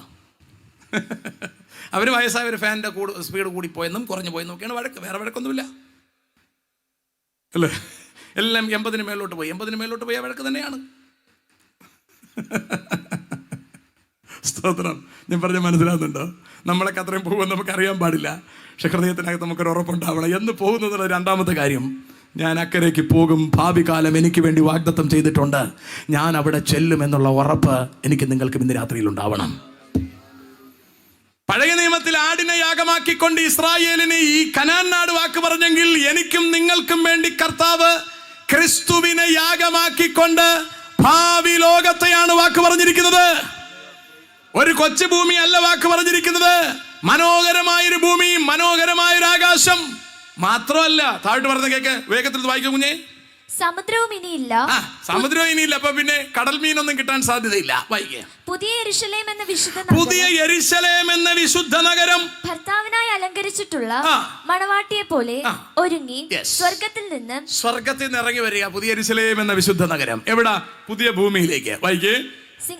ദൈവസന്നിധിയിൽ നിന്ന് തന്നെ ഇറങ്ങുന്നത് ഞാൻ കണ്ടു. സിംഹാസനത്തിൽ നിന്ന് ഒരു മഹാശബ്ദം പറയുന്നതായി ഞാൻ കേട്ടത്, ഇതാ മനുഷ്യരോടുകൂടെ ദൈവത്തിന്റെ കൂടാരം. അവൻ അവരോടുകൂടെ വസിക്കും. ദൈവം നമ്മോട് കൂടെ വസിക്കും. അവർ അവന്റെ ജനമായിരിക്കും. കണ്ട, നമ്മൾ ദൈവത്തിന്റെ ജനമാവുന്ന താല്പര്യമുണ്ടോ? താമസിയാതെ പോകാൻ പോവാ. നമ്മള് ദൈവം നമ്മുടെ ജനമായിരിക്കാം. അമേരിക്കയെ കൊണ്ടുവന്ന ട്രംപിന്റെ ജനമായിട്ടിരിക്കാൻ നമുക്ക് താല്പര്യമില്ലേ? നല്ല സുഖമാണ് നമ്മുടെ ജീവിക്കാൻ. നല്ല ക്വാളിറ്റി ഉള്ള ഫുഡ് കിട്ടും. നല്ല ക്ലൈമറ്റാണ്. നിയമത്തിന്റെ സുരക്ഷയൊക്കെ ഭയങ്കരമാണ്. ഇവിടെ ഉള്ളതുപോലെയൊന്നും അല്ല. ഇവിടെ രണ്ട് ദൈവങ്ങൾ ഇറങ്ങിയ റോഡ് കംപ്ലീറ്റ് ബ്ലോക്കാണ്. അവിടെ ഒന്നും ഒരു പരിപാടി നടക്കില്ല. മനസ്സിലാണ്ടോ? ഒരു ദൈവത്തിന് റോഡിൽ ഇറങ്ങാൻ സമ്മതിക്കത്തില്ല. ഒരു പരിപാടി നടക്കത്തില്ല. മറ്റെല്ലാ രാജ്യങ്ങളും സൂപ്പറാണ്. ഞാൻ ഇതെല്ലാം നോർത്ത് ഇന്ത്യയിലേ കണ്ടിട്ടുള്ളൂ. പക്ഷെ അതുപോലെ ഇതാ സൗത്ത് ഇന്ത്യയിലുമായി. തെക്കൻ കേരളം ഇത്രയും മോശമായിരുന്നില്ല. നോർത്ത് ഇന്ത്യയിൽ എപ്പോൾ റോഡ് ബ്ലോക്ക് ആക്കുമെന്ന് അറിയാനൊക്കില്ല. മനസ്സിലുണ്ടോ? ഇപ്പൊ ഇവിടെ അതുപോലായി. അപ്പൊ ഇത് എത്രത്തോളം എങ്ങനെ ഗുണം പിടിക്കുന്നത് എനിക്കറിയില്ല. അപ്പൊ ട്രംപിന്റെ നാട്ടിൽ പോയി ട്രംപിന്റെ രാജ്യത്ത് താമസിക്കാൻ ആഗ്രഹമുള്ളവരാ ആൾക്കാർ. നിങ്ങൾക്ക് എത്രത്തോളം രാജ്യത്തെ കുറിച്ച് അറിയാമെന്ന് എനിക്കറിയില്ല, അല്ലേ? ആൾക്കാർ ഓരോരുത്തരും ഇവിടെ നിന്ന് മറ്റ് രാജ്യങ്ങളിലേക്ക് പോയി അവിടേക്ക് എന്താ പറയുക, ഇൻഫിൽട്രേറ്റ് ചെയ്ത് നുഴഞ്ഞു കയറിയ ആൾക്കാരുണ്ട്. അതിൽ ഒരു വണ്ടി ആൾക്കാരെയാണ് കയറ്റി കഴിഞ്ഞ് വിട്ടത്, അവർ ചങ്ങലയൊക്കെ കയറ്റി വിട്ടത്. പേപ്പർ വായിച്ചോന്നറിയില്ല, വായിച്ചെങ്കിൽ മനസ്സിലായി കാണും, അല്ലേ? ചങ്ങലയിട്ട് കയറ്റി വിട്ടു. ഇവിടെ ആൾക്കാർ കരച്ചിലാണ്, ചങ്ങലയിട്ടു. പിന്നെ അമ്മ എന്തോ ഇടണം? ഞാനായിരുന്നു ട്രംപെങ്കിൽ കൊന്നുകളഞ്ഞനെ, ഇവിടെ ചങ്ങലയിടാൻ, അല്ലേ? പാവൻ ട്രംപ് ആയതുകൊണ്ടാണ് ചങ്ങലയിട്ട് കയറ്റി വിട്ടത്, അല്ലേ? അവന്റെ രാജ്യത്ത് നിന്ന് നുഴഞ്ഞു കയറിയവനെ പിന്നെ അവിടുത്തെ സൈന്യത്തിന്റെ ഫ്ലൈറ്റിൽ വിടണമെന്നാണ് അവന്റെ വിചാരം. സ്വതന്ത്രം. വായിക്കൂ, ഞാൻ വായിക്കും, സമയമല്ല. ദൈവം താൻ അവരുടെ ദൈവമായി, ദൈവം താൻ അവരുടെ ദൈവമായി അവരോട് കൂടെ ഇരിക്കും, നമ്മളോട് കൂടെ ഇരിക്കും. അവൻ അവരുടെ കണ്ണിൽ നിന്ന് കണ്ണുനീരെല്ലാം തുടച്ചു കളയും. എന്താ വേറെ ആര് തുടച്ചു തരാന്ന് പറഞ്ഞാലും ചെന്ന് നിന്ന് കൊടുക്കരുത്. ഞാൻ പറഞ്ഞ മനസ്സിലായോ? ദൈവം താൻ നമ്മുടെ കണ്ണിൽ നിന്ന് കണ്ണുനീരെല്ലാം തുടച്ചു കളയും. അവിടെ എത്തണം ദൈവമക്കളെ. നമ്മൾ സന്ധ്യയെങ്കിൽ കരച്ചിൽ വന്നിരാവാർക്കും. ഈ ഭൂമിയിൽ നമുക്ക് കരച്ചിൽ മാത്രമേ ഉള്ളൂ. ആത്മികന് കരച്ചിൽ മാത്രമേ ഉള്ളൂ, വേദന മാത്രമേ ഉള്ളൂ, നിരാശ മാത്രമേ ഉള്ളൂ എന്ന് പറഞ്ഞാൽ ലൗകികമായ ഒരുപാട് വിഷയങ്ങൾ നമുക്ക് ഇവിടുണ്ട്. ഇവകളെല്ലാം സഹിച്ച് നമ്മൾ അക്കരെ നാട്ടിൽ ചെല്ലുമ്പോൾ നമ്മുടെ കണ്ണുനീർ നമ്മുടെ കർത്താവ് തുടച്ചു തരും. അത്ര സന്തോഷമാണെന്ന് ആലോചിക്കുക. വായിക്ക്. ഇനി മരണമുണ്ടാകുകയില്ല, ഇനി മരണമുണ്ടാകുകയില്ല, ദുഃഖവും മുറവിളിയും കഷ്ടതയും ഇനി ഉണ്ടാകുകയില്ല. ഒന്നാമത്തേത് കഴിഞ്ഞുപോയി. അത്തരത്തിലൊരു ഭാവി ലോകമാണ് കർത്താവ് എനിക്കും നിങ്ങൾക്കും വാക്ക് പറഞ്ഞിരിക്കുന്നത്. അതാണ് എബ്രായ ലേഖകൻ പറഞ്ഞത്. ഭാവി ലോകത്തെ ദൂതന്മാർക്കല്ല പറഞ്ഞിരിക്കുന്നത്, എനിക്കും നിങ്ങൾക്കുവാ പറഞ്ഞിരിക്കുന്നത്. ഈ ദേശത്തിലുള്ള സകല ദേശനിവാസികൾക്കുമാണ് കർത്താവ് ആ ഭാവി ലോകത്തെ വാക്ക് പറഞ്ഞിരിക്കുന്നത്. വായിക്കുക. എന്നാൽ മനുഷ്യനെ നീ ഓർക്കേണ്ടതിന്, അടുത്ത് ചോദിക്കുക, എന്നാൽ മനുഷ്യനെ നീ ഓർക്കേണ്ടതിന് അവൻ എന്ത്? മനുഷ്യപുത്രനെ സന്ദർശിക്കേണ്ടതിന്, എന്നെ നിങ്ങളെയും സന്ദർശിക്കേണ്ടതിന് അവൻ എന്തുമാത്രം, നമ്മൾ എന്തുമാത്രം, നീ അവനെ ദൂതന്മാരെക്കാൾ അല്പം മാത്രം താഴ്ത്തി. വളരെ ശ്രദ്ധിക്കണേ. ഏറ്റവും മുകളിൽ ദൈവം, പിതാവ്, പുത്രൻ, പരിശുദ്ധാത്മാവ്, ദൈവം. അതിന്റെ താഴെ സ്വർഗീയ ജീവികൾ, കെരൂബുകളും സെറാഫുകളും ഒക്കെ ആ റേഞ്ചിൽ വരുമെന്നാണ് ഞാൻ വിചാരിക്കുന്നത്. അപ്പോൾ ഏറ്റവും മുകളിൽ ദൈവം, തൊട്ട് താഴെ ദൂതന്മാരുടെ സൈന്യം. അടുത്ത ദൈവം മനുഷ്യനെ സൃഷ്ടിക്കുമ്പോൾ ദൂതന്മാരെക്കാൾ അല്പം താഴ്ത്തി സൃഷ്ടിച്ചു. മനസ്സിലായോ? നമ്മളെ സൃഷ്ടിച്ചപ്പോ ദൂതന്മാരെക്കാൾ ഒരു അല്പം താഴ്ത്തി സൃഷ്ടിച്ചു. വൈകി തേജസ്സും ബഹുമാനവും അവനെ അണിയിച്ചിരിക്കുന്നു. രണ്ട് എക്സ്ട്രാ സാധനം തന്നു, തേജസ്സും ബഹുമാനവും. നമുക്ക് തന്നിരുന്ന രണ്ട് സാധനമാ, തേജസ്സും ബഹുമാനവും. അപ്പോ മുകളിൽ ദൈവം, അതിന് താഴെ ദൂതന്മാർ, അതിന്റെ താഴെ ഒരല്പം താഴ്ത്തി നമ്മളെ സൃഷ്ടിച്ചു എങ്കിലും നമുക്ക് തേജസ്സും ബഹുമാനവും നമ്മളെ അണിയിപ്പിച്ചു. അടുത്ത് നിന്റെ കൈകളുടെ പ്രവൃത്തികൾക്ക് നീ അവനെ അധിപതിയാക്കി. അപ്പൊ മനുഷ്യന്റെ തൊട്ട് താഴെ സർവ്വഭൂമിയും എന്ന് പറഞ്ഞാൽ ദൈവത്തിന്റെ സർവ്വ സൃഷ്ടിയുടെ മേൽ അവനെ അധിപനാക്കി, നമുക്ക് മുഴുവൻ അധികാരം തന്നു. കണ്ടോ? അപ്പൊ നമ്മൾ ആരാ? നമ്മൾ ഭയങ്കര പുള്ളിയാ, അല്ലേ? ഇപ്പൊ തൊഴിലുറപ്പിന്റെ 4 ആന്റിമാരുടെ നേതാവായിട്ട് അധികാരം കിട്ടിയാൽ പോലും ആന്റിമാർ നിൽക്കുന്ന നിപ്പ് കാണണം. നമ്മുടെ അവിടെയൊക്കെ വർത്തമാനങ്ങൾ പറയുന്നത് കേൾക്കാം. ഇവരെല്ലാം ഉറങ്ങാൻ വേണ്ടി അവിടെ വിളയിൽ വരും. എന്നെ ഇറങ്ങിപ്പോകാൻ സമ്മതിക്കണം, ഒന്നും ചെയ്യാന്ന് ചെയ്യരുത്. വളരെ പാവമാണ്. ഇതൊരു ബഹളമാണ്, അല്ലേ? ഇവരുടെയൊക്കെ വിചാരം എന്തുകൊണ്ടോ കംപ്ലീറ്റ് ഭൂമി അവർക്ക് കൊടുത്തിരിക്കുന്നതാണ്. അവിടെ പുല്ല് പറിക്കാനാണ് കൊടുത്തിരിക്കുന്നത്, അല്ലേ? ആ മുഴുവൻ ആന്റിമാരെ ഒരാന്റി ഭരിക്കുന്ന ഭരിപ്പൊക്കെ കാണണം. ആ ആന്റിയെ ഇന്ത്യൻ പ്രധാനമന്ത്രിയായിട്ടുള്ള ഗതിയല്ലേ ചോദിക്കും. ഞാൻ പറഞ്ഞ മനസ്സിലാകുന്നുണ്ട് നിങ്ങൾക്ക്? നിങ്ങൾ ഓർക്കണേ, നമ്മളെ കർത്താവ് സൃഷ്ടിച്ചിട്ട് മുഴുവൻ ഭൂമിയുടെ അധിപനാക്കി. പണ്ടത്തെ കാര്യം പറയുന്നേ. വൈകി. സകലവും അവന്റെ കാൽ കീഴാക്കി. സകലവും അവന്റെ കാൽ കീഴാക്കി. എന്റെ നിങ്ങളുടെ കാലിന് കീഴിലായിരുന്നു സകലവും എന്നൊരുവൻ ഒരിടത്ത് സാക്ഷ്യം പറയുന്നു. വായിച്ചോ? സകലവും അവന് കീഴാക്കിയത്, സകലവും അവന് കീഴാക്കിയതിൽ ഒന്നിനെയും കീഴ്പ്പെടുത്താതെ വിട്ടിട്ടില്ല. കൊതുകിനെ പോലും കീഴാക്കാതെ വിട്ടിട്ടില്ല, എല്ലാം കീഴാക്കി. അതാ ദൈവം ആദമിനെ അവയെ സൃഷ്ടിച്ചിട്ട് പറഞ്ഞു, സർവത്തിനെ ഭരിച്ചോളാൻ. എല്ലാത്തെയും അവന് കീഴാക്കി, ഒന്നിനെയും കീഴ്പ്പെടുത്താതെ വിട്ടിട്ടില്ല. വായിക്ക്. എന്നാൽ ഇപ്പോൾ സകലവും അവന് കീഴ്പ്പെട്ടതായി കാണുന്നില്ല. എന്നാൽ ഇപ്പോൾ സകലവും, മനസ്സിലായോ? സകലവും അല്ല, ശകലം പോലും അവന് കീഴ്പ്പെട്ടതായി കാണുന്നില്ല. എന്താ പറ്റിയത്? ഫലം തിന്നാൻ പോയ പോക്ക, അല്ലേ? സർപ്പം വന്നേച്ചും പറഞ്ഞു തിന്നരുതെന്ന് വല്ലതും പറഞ്ഞിട്ടുണ്ടോ? പിന്നെ തുടരുതെന്ന് പോലും പറഞ്ഞിട്ടുണ്ട്. അല്ലേ? ടിപ്പിക്കാർ പറയുമ്പോൾ ഒരു കട്ട കയറ്റി പിടിച്ചു അല്ലേ? എല്ലാം ഓരോ കട്ട കയറ്റി പിടിക്കുക. ഇതിന്റെ ആവശ്യം എന്തുവാ? നിങ്ങളോട് കർത്താവ് പറഞ്ഞത് കേട്ടാൽ മതി. അതിന്റെ മേളിൽ കയറി നമ്മൾ കട്ട കയറ്റണ്ട. ഇതിന്റെ ഇവിടെ ഹവ്വ പറഞ്ഞു, അയ്യോ തുടരുന്നും പറഞ്ഞിട്ടുണ്ട്. അപ്പോഴത്തേക്ക് മൂപ്പർക്ക് മനസ്സിലായി, ഇത് നിസ്സാരമായിട്ട് നടക്കും. അപ്പൊ പുള്ളി പറയാണ്, തിന്നുന്ന നാളിൽ കണ്ണ് തുറക്കുമെന്ന് മാത്രമല്ല, ദൈവത്തെ പോലെ ആകും. എന്നിട്ടൊരു നിശ്ചയം കൂടെ അടിച്ചു കൊടുത്തു. നിശ്ചയം. അത് കേട്ടപ്പോ ആൻറ്റി എന്നാ തിന്നിട്ട് എന്നെ കാര്യം. വർത്തമാനം പോകുന്ന പോക്ക് കണ്ടോ? സകലത്തിനും. അപ്പൊ നിങ്ങൾ ഓർക്കണേ, മേഖലയിൽ ദൈവം, തൊട്ട് താഴെ ദൂതന്മാർ, അതിന്റെ തൊട്ട് താഴെ നമ്മൾ, നമ്മുടെ താഴെ മുഴുവൻ സൃഷ്ടി, അതിന്റെ താഴെ വീണുപോയ ദൂതൻ. ഇതായിരുന്നു സ്ട്രക്ചർ. പക്ഷെ വീണുപോയ ദൂതൻ മുകളിൽ കയറി വന്ന് നമ്മളെടുത്ത് വർത്തമാനം പറഞ്ഞ് വന്നപ്പോ നമ്മൾ അവന്റെ താഴെ പോയി. മനസ്സിലായോ? ഇപ്പൊ ദൈവം ഏറ്റവും മുകളിലും മനുഷ്യൻ ഏറ്റവും താഴെ. നമ്മൾ മേലോട്ട് നോക്കിയാൽ പിശാചിനെ കാണാം. ആ പരുവത്തിനായി സംഭവം. ആ ഓർഡർ പിടികിട്ടിയോ? അതാണ് അവിടെ പറഞ്ഞത്. ഒന്നിനെയും കീഴ്പ്പെടുത്താതെ വെച്ചിരുന്നില്ല, പക്ഷെ ഇപ്പോൾ ഒന്നും കീഴ്പ്പെട്ടതായി കാണുന്നില്ല. അപ്പൊ ഇപ്പോഴത്തെ അന്തരീക്ഷം പിടികിട്ടിയോ? ദൈവം, ദൂതന്മാർ, മനുഷ്യൻ, സർവസൃഷ്ടി, താഴെ പിശാച്. ഇപ്പോഴത്തെ അന്തരീക്ഷത്തിൽ മേളിൽ നിന്ന് മനുഷ്യൻ താഴെ പോയി. ഇങ്ങനെ ഇരിക്കുന്ന ഒരു അന്തരീക്ഷം ഉണ്ടായപ്പോൾ എന്ന് പറഞ്ഞാൽ മനുഷ്യൻ ഒന്നും കീഴ്പ്പെടാതെ മനുഷ്യൻ പിശാചിന്റെ വരെ താഴേക്ക് പോയ ഒരു അന്തരീക്ഷം ഉണ്ടായപ്പോൾ ഇനിയാണ് നമ്മൾ കേൾക്കാൻ. വായിക്ക്. എങ്കിലും ദൈവകൃപയാൽ. വേണ്ട, അവൻ അങ്ങ് താഴെ പോയി. എങ്കിലും ദൈവകൃപയാൽ എന്ന് പറഞ്ഞാൽ ദൈവം അവനോട് മനസ്സലിവ് കാണിച്ചു, ദൈവം അവനോട് കരുണ കാണിച്ചു. ദൈവം അവനെ അങ്ങ് തള്ളിക്കളയാൻ തീരുമാനിച്ചില്ല. അവനെ പിശാചിന്റെ താഴെ പോയി അവനെ അവിടെ നിന്ന് വാരിയെടുത്ത് പഴയ പൊസിഷനിലേക്ക് തിരിച്ചു കൊണ്ടുവരാൻ ദൈവത്തിന് കൃപ തോന്നി.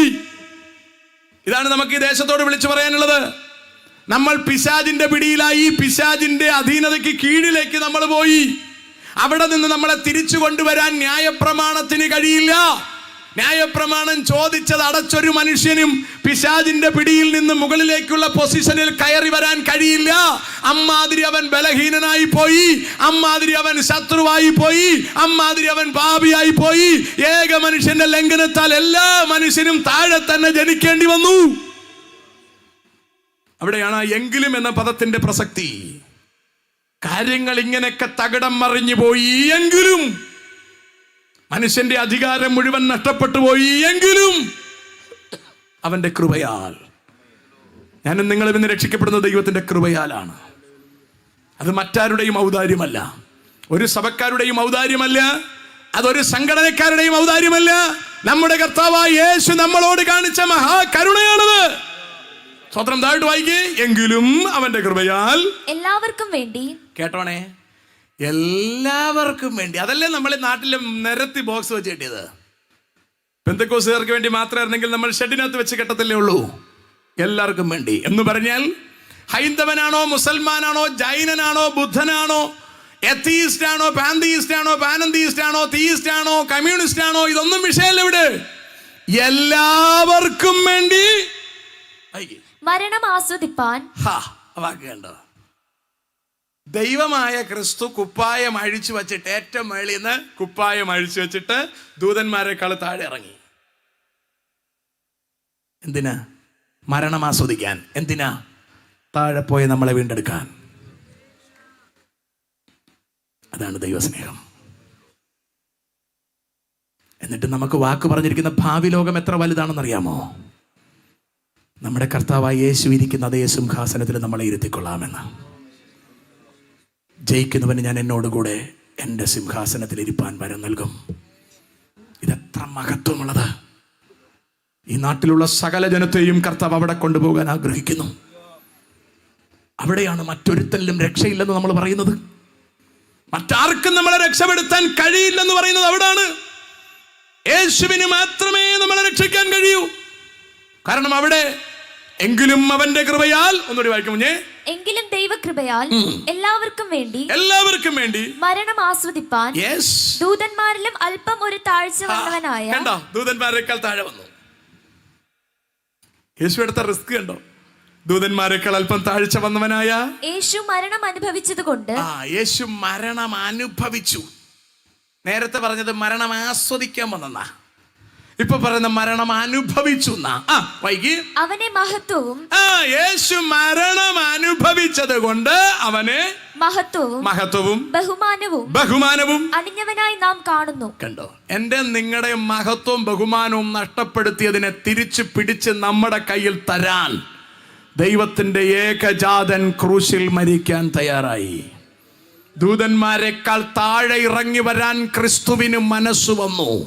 വീണുപോയ ദൂതന്റെ താഴെ പോയ എന്നെയും നിങ്ങളെ വീണ്ടെടുക്കാൻ നിലനിൽക്കുന്ന ദൂതന്റെ താഴേക്ക് വന്നു നമ്മുടെ ക്രിസ്തു.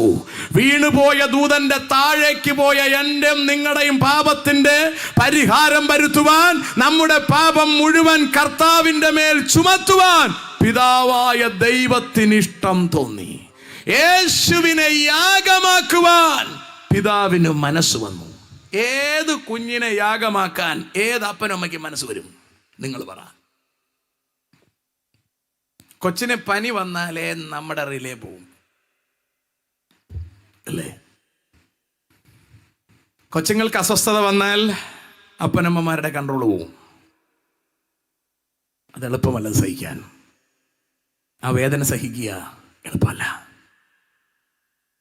സ്തോത്രം. അവിടെയാണ് നമ്മൾ കാണുന്നത് ക്രൂശിൽ ക്രിസ്തു വിളിക്കുകയാണ്, പിതാവേ നീ എന്നെ കൈവിട്ടതെന്ത്? കൈവിട്ടേ പറ്റൂ. ദൂതന്മാരെക്കാൾ താഴെ ക്രിസ്തു വന്ന് നമ്മുടെ മരണം ക്രിസ്തു ഏൽക്കണമെങ്കിൽ പിതാവിന് കൈവിട്ടേ പറ്റൂ. നമ്മളെ പാപത്തിൽ നിന്ന് വീണ്ടെടുക്കാൻ കർത്താവിൻ്റെ സ്വന്തം ഏകജാതൻ ഒറ്റപ്പെട്ട നിലയിലായി. ക്രിസ്തു ഗതസമനെ കയറി പ്രാർത്ഥിക്കുമ്പോൾ ഭയങ്കര ക്ഷീണത്തിലായി. പത്രോസിൻ്റെ അടുത്തും യോഹന്നൻ്റെ അടുത്തും യാക്കോബിൻ്റെ അടുത്തും വന്നിട്ട് പറയടാ, ഒന്ന് ഉണർന്നിരുന്ന് പ്രാർത്ഥിക്കുക, എൻ്റെ ജഡം ബലഹീനമാണ്, ഞാൻ ക്ഷീണിച്ചു പോവുകയാണ്, ഒന്ന് പ്രാർത്ഥിക്കുക. അവരാരും പ്രാർത്ഥിക്കാൻ തയ്യാറായില്ല. ഒടുവിൽ പരിശുദ്ധാത്മാവ് വന്ന് കർത്താവിനെ ശക്തിപ്പെടുത്തി എന്നാണ് പറയുന്നത്. ശക്തിപ്പെടുത്തി. എന്തിനാ? ക്രൂശിൽ കയറാൻ വേണ്ടി. സ്തോത്രം. ഞാനും നിങ്ങളും ആ ക്രൂശ് ചുമക്കേണ്ടവരാണ്.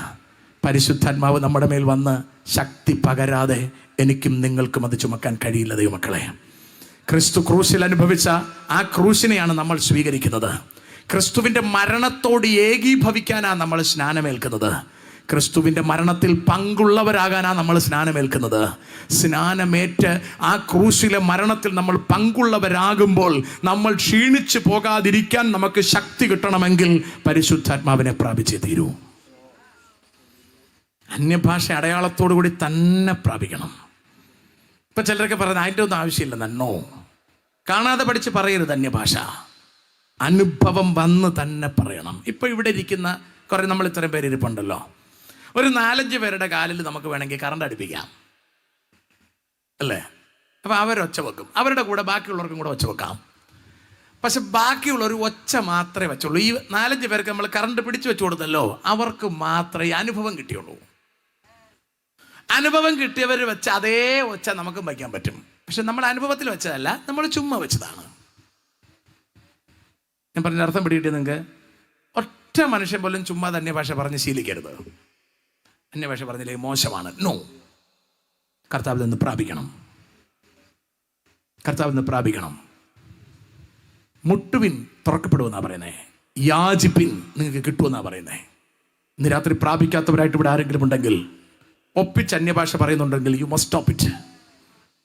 നിങ്ങൾ വീട്ടിൽ ചെന്ന് പ്രാർത്ഥിക്കണം, കർത്താവേ അങ്ങനെക്ക് ആത്മാവിനെ തരണം.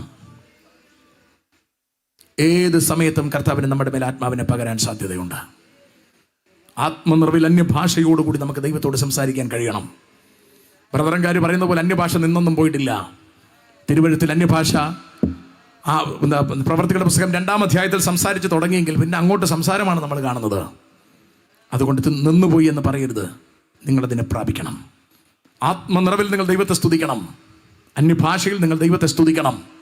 അന്യഭാഷയിൽ സംസാരിക്കുന്നവൻ മനുഷ്യരോടല്ല ദൈവത്തോടത്രേ സംസാരിക്കുന്നത്. അവൻ തനിക്ക് തന്നെ ആത്മീക വർധന വരുത്തുന്നു. അതുകൊണ്ട് നമുക്ക് തന്നെ ആത്മീക വർധന വരുത്തേണ്ടതിന് പരിശുദ്ധാത്മാവിൽ നമ്മൾ പ്രാർത്ഥിക്കേണ്ടതായിട്ടുണ്ട്. അന്യഭാഷയിൽ ദൈവത്തിന് സ്തോത്രം ചെയ്യേണ്ടതായിട്ടുണ്ട്. ഒരിക്കലും ആരും പറയുന്നത് കേട്ട് പറയരുത്. ആരെങ്കിലും പറഞ്ഞു തരുന്നതിനെ ഡബ് ചെയ്യാൻ നിങ്ങൾ നിൽക്കരുത്. ആത്മനിറവിൽ കർത്താവിൽ നിന്ന് പ്രാപിച്ച് നിങ്ങൾ കർത്താവിന് സ്തോത്രം ചെയ്യാൻ നിൽക്കണം. അതൊരു അനുഭവമാണ്. അതൊരു വല്ലാത്ത അനുഭവമാണ്. പറഞ്ഞ് വിശദീകരിക്കാൻ കഴിയില്ലാത്ത വിധം അത് വലിയൊരു ആത്മസാന്നിധ്യമാണ്. അതുകൊണ്ട് ഇവിടെ ആരെങ്കിലും അത് പ്രാപിക്കാത്തവരുണ്ടെങ്കിൽ നിങ്ങൾ ഇന്ന് രാത്രിയിൽ അതിനുവേണ്ടി നിങ്ങൾ സമർപ്പിക്കണം. ഈ ദിവസങ്ങളിൽ നിങ്ങളുടെ മേലെ പരിശുദ്ധാത്മാവ് കർത്താവ് അയക്കും. സ്തോത്രം. അത് ഭയങ്കര വിശുദ്ധിയുള്ളവന്റെ മേൽ അയക്കുന്നതല്ല, ആവശ്യബോധമുള്ളവന്റെ മേലാണ് കർത്താവ് അയക്കുന്നത്. അതുകൊണ്ട് വിശുദ്ധന് മാത്രമേ കിട്ടൂ എന്ന് നിങ്ങൾ കരുതരുത്. അങ്ങനെ ആയിരുന്നെങ്കിൽ ഞങ്ങൾക്ക് ആർക്കും അത് കിട്ടില്ലായിരുന്നു. വിശുദ്ധനല്ല കൊടുക്കുന്നത്, വിശുദ്ധനാവാൻ ആഗ്രഹിക്കുന്നവനാണ് കർത്താവ് അത് കൊടുക്കുന്നത്. അതുകൊണ്ട് ഹൃദയത്തിനകത്ത് അതിൻ്റെ ആവേശം നിങ്ങൾക്കുണ്ടെങ്കിൽ കർത്താവ് നമ്മളെ പരിശുദ്ധാത്മാവിനാൽ നിറയ്ക്കും. അന്യഭാഷയിൽ നമുക്ക് ദൈവത്തിന് സ്തോത്രം ചെയ്യാൻ നിശ്ചയമായും കഴിയും. ഇപ്പോൾ ഇവിടെ പറഞ്ഞിരിക്കുന്നുണ്ടോ? സ്തോത്രം. എന്നിട്ട് വായിക്ക്. യേശു മരണം അനുഭവിച്ചതുകൊണ്ട് അവനെ മഹത്വവും ബഹുമാനവും അണിഞ്ഞവനായി നാം കാണുന്നു. സകലത്തിനും ലാക്കും. ഇനി പദപ്രയോഗം തിരിയുകയാണ്. സകലത്തിനും ലാക്കും. സകലത്തിനും കാരണഭൂതനുമായവൻ. കണ്ടോ? സകലത്തിനും ലാക്കെന്ന് പറഞ്ഞാൽ സകലത്തിന്റെയും ഫോക്കസ്, സകലത്തിന്റെയും കാരണഭൂതൻ. the cause and the focus. സകലത്തിന്റെയും ലാക്കും സകലത്തിന്റെയും കാരണഭൂതനുമായവൻ. വല്ല മനസ്സിലാകുന്നുണ്ടോ നിങ്ങൾക്ക്? ഈ ഭൂമി സൃഷ്ടിക്കപ്പെട്ടതിന്റെ കാരണഭൂതൻ, എന്നെയും നിങ്ങളെയും സൃഷ്ടിച്ചതിന്റെ കാരണഭൂതൻ. വാക്ക് കുറച്ചുകൂടെ ഞാൻ വായിച്ചു തരാം പിന്നീട്. വായിക്ക്. അനേകം പുത്രന്മാരെ തേജസ്സിലേക്ക് നടത്തുമ്പോൾ. അപ്പൊ സകലത്തിന്റെ ലാക്കും കാരണഭൂതനുമായ കർത്താവായ യേശു ക്രിസ്തു അനേകരെ തേജസ്സിലേക്ക് നടത്തുമ്പോൾ അവരുടെ രക്ഷാനായകനെ. ഈ പദം വളരെ പ്രധാനമാണ്. രക്ഷാനായകൻ, രക്ഷാനായകൻ. The captain of our salvation, the captain of our salvation.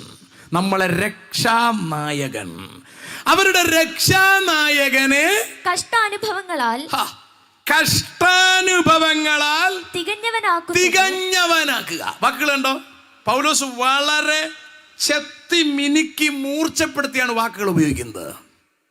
സകലത്തിന്റെയും ലാക്കും കാരണഭൂതനുമായവൻ അനേകം പുത്രന്മാരെ തേജസ്സിലേക്ക് നടത്തുമ്പോൾ തങ്ങളുടെ രക്ഷാനായകനെ കഷ്ടാനുഭവങ്ങളാൽ തികഞ്ഞവനാക്കേണ്ടതിന് യുക്തമായിരുന്നു. കണ്ടോ? അതായിരുന്നു യുക്തി. അപ്പൊ എന്തൊക്കെ ചെയ്തു ഇവിടെ? ക്രിസ്തു കഷ്ടാനുഭവങ്ങളിൽ തികഞ്ഞവനായി. അത് ഇച്ചിരി വലിയ കാര്യമാണേ. ഞാൻ സകലത്തിന് ലാക്കും കാരണഭൂതനും കൂടി ഒന്ന് വായിച്ചേച്ചും വെച്ച് നമുക്ക് പെട്ടെന്ന് ഇവിടെ ഒന്ന് അവസാനിപ്പിക്കാം. കൊലോസ്യർക്ക് എഴുതിയ ലേഖനം 1-ാം അധ്യായം 15 മുതൽ ഒന്ന് വായിക്കൂ. കൊലോസ്യർക്ക് എഴുതിയ ലേഖനം 1-ാം അധ്യായം 15 മുതൽ. അവൻ അദൃശ്യനായ ദൈവത്തിന്റെ പ്രതിമയും. അവൻ അദൃശ്യനായ ദൈവത്തിന്റെ പ്രതിമ. കണ്ടോ? എന്ത് പിടിയിട്ടി? സ്തോത്രം. അവൻ സകലത്തിന്റെയും കാരണഭൂതൻ എന്ന് പറയുമ്പോൾ അവൻ അദൃശ്യനായ ദൈവത്തിന്റെ പ്രതിമയാണ്. അങ്ങനെ അവകാശപ്പെടാൻ ഇവിടെ ആരെങ്കിലും ഉണ്ടോ? ആൾക്കാർ വിഗ്രഹങ്ങൾ വയ്ക്കാറുണ്ട്. അത് ദൈവത്തിന്റെ പ്രതിമയെന്നാണ് പറയുന്നത്. അത് ചുമ്മാ പറയുന്നതാണ്, അല്ലേ?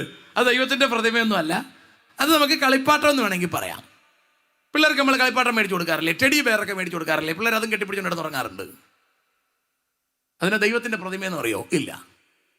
വടക്കേ ഇന്ത്യയിലൊക്കെ കൊണ്ടുവന്ന് നിങ്ങൾ അതിനെ ഷോക്കേസ് വെച്ച് കൊടുത്താൽ അവര് അതിന്റെ മുമ്പിൽ പൂമാലിട്ട് ആരാധിക്കും. അവർക്കറിയില്ല ടെഡി ബെയറെന്ന്. മനസ്സിലുണ്ടോ? വടക്കേ ഇന്ത്യയിൽ പണ്ട് ഞാൻ വർഷങ്ങൾക്ക് മുമ്പ് പോകുമ്പോൾ എനിക്ക് തോന്നുന്നു ബിഫോർ 20 years ഞാൻ അവിടെ പോകുമ്പോൾ സർവേക്കല്ല് മറിഞ്ഞു വീഴുന്ന കിടപ്പുണ്ടെങ്കിൽ അവർ അതിനെടുത്ത് സാരി കൊടുത്ത് നിർത്തി ആരാധിക്കുന്നുണ്ട്. ദൗർഭാഗ്യവശാൽ ഇപ്പൊ ഇത് കേരളത്തിലുമുണ്ട്.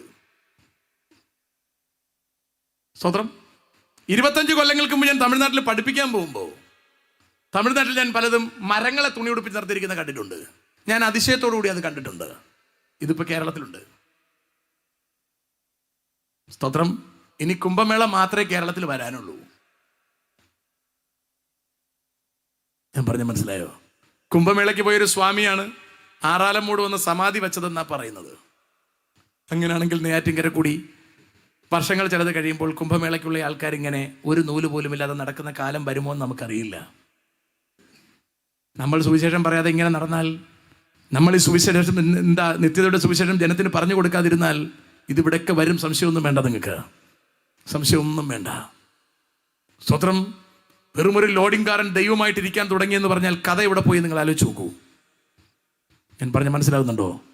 ചെകുത്താൻ തൻ്റെ സർവ്വശക്തിയും ഉപയോഗിച്ച് അലറുന്ന സിംഹം എന്ന പോലെ ചുറ്റിത്തിരിഞ്ഞ് നടക്കേണ്ട ആരെ തെറ്റിക്കാനെന്ന്. ഇവിടെ ഞാനും നിങ്ങളും കരുതലുള്ളവരാകണം, ജാഗരൂകരാകണം. ഇവിടെ പറഞ്ഞ പദം ശ്രദ്ധിക്കൂ.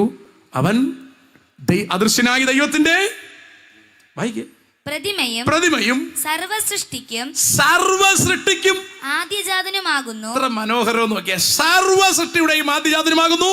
സ്വർഗത്തിലുള്ളതും, കേട്ടോണേ, സ്വർഗത്തിലുള്ളതും ഭൂമിയിലുള്ളതും ദൃശ്യമായതും കാണാനൊക്കുന്നത് അദൃശ്യമായതും കാണാനൊക്കാത്തത് സിംഹാസനങ്ങൾ ആകട്ടെ കർത്തൃത്വങ്ങളാകട്ടെ വാഴ്ചകളാകട്ടെ അധികാരങ്ങളാകട്ടെ സകലവും യേശു മുഖാന്തരം സൃഷ്ടിക്കപ്പെട്ടു. അപ്പൊ പ്രൈം മിനിസ്റ്ററുടെ കസേര അടക്കം, CM-ന്റെ പൊസിഷൻ അടക്കം, അമേരിക്കൻ പ്രസിഡന്റിന്റെ അധികാര പൊസിഷൻ അടക്കം സകലവും അവൻ മുഖാന്തരം. തീർന്നില്ല, അവനായിട്ടും അവൻ മുഖാന്തരം അവനായിട്ടും സകലവും സൃഷ്ടിക്കപ്പെട്ടിരിക്കുന്നു. അവൻ സർവത്തിനു മുമ്പേ ഉള്ളവൻ. കണ്ടോ, യേശു സർവത്തിന് മുമ്പേ ഉള്ളത്. അതിനേക്കാളും മുമ്പേ ഉള്ള ആരെങ്കിലും നാട്ടിൽ എവിടെയെങ്കിലും ഉണ്ടോ? ഇനി നമ്മുടെ പിള്ളേരുടെ കാലം വന്നാൽ, കർത്താവിന്റെ വരവ് താമസിച്ചാൽ, അങ്ങനെ ഉണ്ടായാൽ ഗോപൻ സ്വാമിയൊക്കെ വലിയ ആളായിരിക്കും, ഇല്ലേ? ഇന്ന് നമ്മൾ തിരുവനന്തപുരത്ത് പല ആൾക്കാരെയും കാണുന്നില്ലേ? ഇതൊക്കെ നമ്മുടെ അപ്പൂപ്പന്മാരുടെ കാലത്ത് കൊണ്ടുവച്ചതാണ്.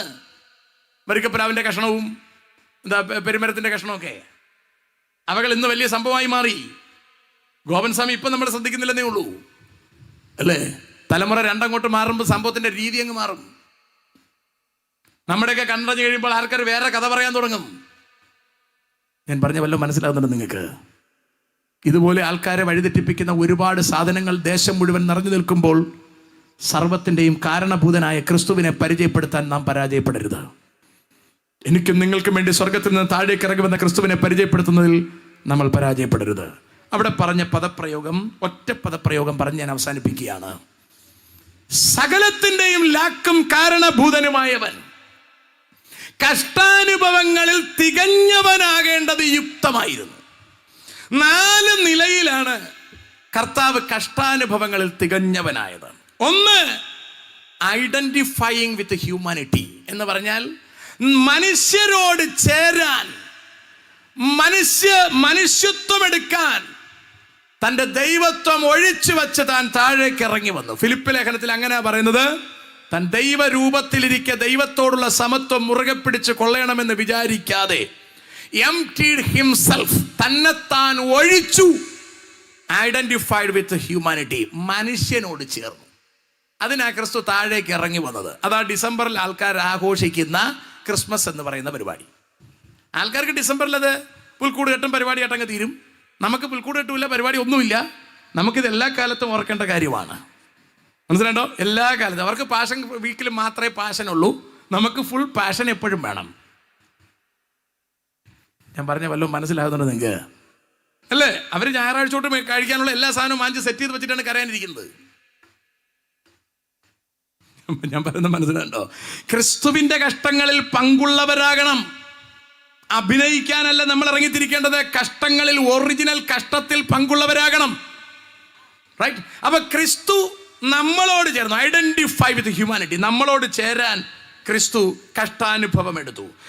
2, കഷ്ടങ്ങളിൽ തികഞ്ഞവനായി. നമ്മളോട് ചേർന്നിട്ട് നമ്മുടെ കഷ്ടങ്ങളിൽ കർത്താവ് തികഞ്ഞവനായി. ഇനി കർത്താവ് അനുഭവിച്ചതിന്റെ അപ്പുറം കഷ്ടം ഇവിടെ ആരും അനുഭവിക്കണ്ട. ലോകത്തിലെ ഏതു മനുഷ്യൻ, ഇന്നിപ്പോ 800-ലധികം കോടി ജനമുണ്ടെന്നാണ് പറയുന്നത്, സകല മനുഷ്യനും അനുഭവിക്കേണ്ട മുഴുവൻ വ്യഥ ക്രിസ്തു തന്റെ ശരീരത്തിലെടുത്തു. അതാണ് കഷ്ടങ്ങളിൽ തികഞ്ഞവനായി. Number 3, redeeming humanity. മാനവകുലത്തെ മുഴുവൻ കർത്താവ് രക്ഷിക്കുന്നു. ഞാൻ പറഞ്ഞ അർത്ഥം പിടികിട്ടിയോ നിങ്ങൾക്ക്? മാനവകുലത്തെ മുഴുവൻ രക്ഷിക്കുന്നു. അപ്പോൾ 1, ക്രിസ്തു സ്വർഗത്തിൽ നിന്ന് താഴേക്ക് ഇറങ്ങി വന്ന് മനുഷ്യനോട് ചേരുന്നു. അങ്ങനെ ആ കഷ്ടങ്ങളിൽ തികഞ്ഞവനാകുന്നത്. നിസ്സാര കളിയല്ല കേട്ടത്, അല്ലേ? നമ്മുടെ CM അദ്ദേഹത്തിന്റെ പൊസിഷൻ മുഴുവൻ വിട്ട് താഴെ ഇറങ്ങി നമ്മളെ കൂടെ വരുമോ? ഇല്ല. മൂപ്പർ ഇവിടെ വരണമെങ്കിൽ 60 വണ്ടി വരണം. ഇത്രയും വണ്ടി നിൽക്കാനുള്ള സ്ഥലം ഇവിടെ ഇല്ല, അതുകൊണ്ട് വരത്തില്ല, അല്ലേ? പ്രൈം മിനിസ്റ്റർക്ക് വരാൻ പറ്റുമോ? പറ്റത്തില്ല. നമ്മളിപ്പോൾ കൺവെൻഷന് വരണം എന്ന് പറഞ്ഞ് നമ്മൾ വിളിച്ചു പറഞ്ഞാൽ പുള്ളി ഒരു അനുമോദനം അയച്ചു തരും, ഇമെയില് വായിച്ചോളാൻ പറയും. പുള്ളി വരത്തില്ല. എന്താ കാര്യം? വരണമെങ്കിൽ ഒരുപാട് കാര്യം ഇവിടെ ചെയ്യാനുണ്ട്. അഖിലാണ്ടത്തിന്റെ ഉടയവൻ, സർവത്തിന്റെയും ലാക്കും കാരണഭൂതനുമായവൻ സ്വർഗത്തിൽ നിന്ന് താഴേക്ക് ഇറങ്ങി വന്നു. സ്തോത്രം. അതെത്ര വലിയ മഹത്വമാണ് നിങ്ങൾ ആലോചിച്ച് നോക്കൂ. ഈ പറഞ്ഞ ആരെങ്കിലും വന്ന് നമ്മുടെ ഏതെങ്കിലും കഷ്ടം ഏറ്റെടുക്കുമോ? ഒന്നും ഏറ്റെടുക്കത്തില്ല. പാർട്ടിയിൽ കിടന്ന് കുറച്ച് വർക്ക് ചെയ്താൽ ചിലപ്പോൾ നിങ്ങൾക്ക് ജോലി എന്തെങ്കിലും ഒപ്പിച്ചു തരും. ചിലപ്പം 3 മാസം, ചിലപ്പോൾ 6 മാസം, ചിലപ്പം 2 കൊല്ലം, അതിൻ്റെ പരുവം പോലെ. ക്രിസ്തു നമുക്ക് ജോലി ഒപ്പിച്ചു തരാനല്ല വന്നത്, നഷ്ടപ്പെട്ടു പോയ മുഴുവൻ നമുക്ക് റീഗെയിൻ ചെയ്തു തരാൻ. നമ്മുടെ അധികാരം മുഴുവൻ നഷ്ടപ്പെട്ട് നമ്മുടെ ചെകുത്താന്റെ താഴെ കിടന്നു, അവിടെ നിന്ന് നമ്മളെ വീണ്ടെടുത്ത് നമ്മളെ മുകളിലേക്ക് കൊണ്ടുവരുവാൻ ക്രിസ്തു ക്രൂശിൽ കഷ്ടം അനുഭവിച്ചു. നമ്പർ 3, നമ്മളെ റെഡീം ചെയ്തു, നമ്മളെ വീണ്ടെടുത്തു. അല്ലേ? നമ്മളെ വീണ്ടെടുത്തിരിക്കുന്നത് പൊന്ന്, വെള്ളി മുതലായ അഴിഞ്ഞു പോകുന്ന വസ്തുക്കളെ കൊണ്ടല്ല, കർത്താവിന്റെ രക്തം കൊടുത്താൽ നമ്മളെ വീണ്ടെടുത്തിരിക്കുന്നത്. ഏറ്റവും ഒടുവിൽ, എല്ലാത്തിനും റെഫറൻസ് ഉണ്ടെന്നും പറയാൻ സമയമില്ല, ഏറ്റവും ഒടുവിൽ നമുക്ക് വേണ്ടി കർത്താവ് ഒരു വഴി തുറന്നു തന്നു. അല്ലെങ്കിൽ നമുക്ക് വേണ്ടി ഒരു മാതൃക വച്ചേച്ച് പോയിരിക്കുന്നു. ആ മാതൃകയിൽ കൂടെ വേണം നമ്മൾ നടക്കാൻ. എന്തിന്? ആ ഭാവി ലോകത്തേക്ക് ചെല്ലാൻ. മാന്യ ദൈവമക്കളെ, എനിക്കും നിങ്ങൾക്കും വേണ്ടി ദൈവം ഒരു അനുഗ്രഹിക്കപ്പെട്ട ഭാവി ലോകം ഒരുക്കി വെച്ചിട്ടുണ്ട്. അവിടെ ചെല്ലുകയാകണം നമ്മുടെ ഉദ്ദേശം. അവിടെ ചെന്നേ തീരൂ, അതാകണം നമ്മുടെ കരുതൽ. നിങ്ങളറിയണം, കർത്താവ് ഈജിപ്തിൽ നിന്ന് വിളിച്ചിറക്കുമ്പോൾ 6 ലക്ഷം പേരെയാണ് ഇറക്കിയത്. ഞാൻ സങ്കീർത്തനത്തിലേക്ക് മടങ്ങിപ്പോയി അവസാനിപ്പിക്കുകയാണ്. തുടക്കവാക്യം ഇങ്ങനെയാണ് നമ്മളിന്ന് വായിച്ചത്: കർത്താവ് അവരെ ആടുകളെ പോലെ പുറപ്പെടുവിച്ചു. 2, അവൻ അവരെ മരുഭൂമിയിൽ കൂടെ നടത്തി. അടുത്ത വാക്യം 53-ാം വാക്യം ഇങ്ങനെയാണ് പറയുന്നത്. വായിക്കൂഞ്ഞേ, 78-53. അവനവരെ നിർഭയമായി നടത്തുകയാൽ അവർക്ക് പേടിയുണ്ടായില്ല. എന്നെയും നിങ്ങളെയും കർത്താവ് നടത്തുന്ന നിർഭയമായിട്ടാണ്. മരണ നിഴലിന്റെ താഴ്വരയിലൂടെ നടന്നാലും യാതൊരു അനർത്ഥവും ഭയപ്പെടുകയില്ല. നിന്റെ ദേഹി അവൻ തണുപ്പിക്കുന്നു. കണ്ടോ? ക്രിസ്തുവിലാണോ നമ്മൾ ജീവിക്കുന്നത്? ഒന്നിനെയും പേടിക്കാതെ നടക്കാനുള്ള കൃപ നമ്മുടെ മേൽ പകരും. നാളത്തേക്കുള്ള ആഹാരം ചിലപ്പോൾ നിങ്ങൾക്ക് ഉണ്ടാവില്ല. ഭാവി എന്താകുമെന്നതിനെക്കുറിച്ച് നിങ്ങൾ ആശങ്കയിലായിരിക്കും.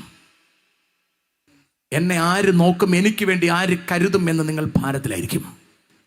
വചനം പറഞ്ഞിരിക്കുന്നത് നിങ്ങൾ കേൾക്കുന്നുണ്ടോ? അവൻ അവരെ നടത്തുകയാൽ അവർക്ക് ഭയമുണ്ടായില്ല. ഇന്ന് രാത്രിയിൽ നമ്മളെ നടത്തുന്നത് അഖിലാണ്ടത്തിന്റെ ഉടയവനാണെന്ന ബോധം നമ്മുടെ അകത്തുണ്ടെങ്കിൽ നിങ്ങൾ നാളെക്കുറിച്ച് ഭാരപ്പെടണ്ട, ഭാവിയെക്കുറിച്ച് ഭാരപ്പെടണ്ട.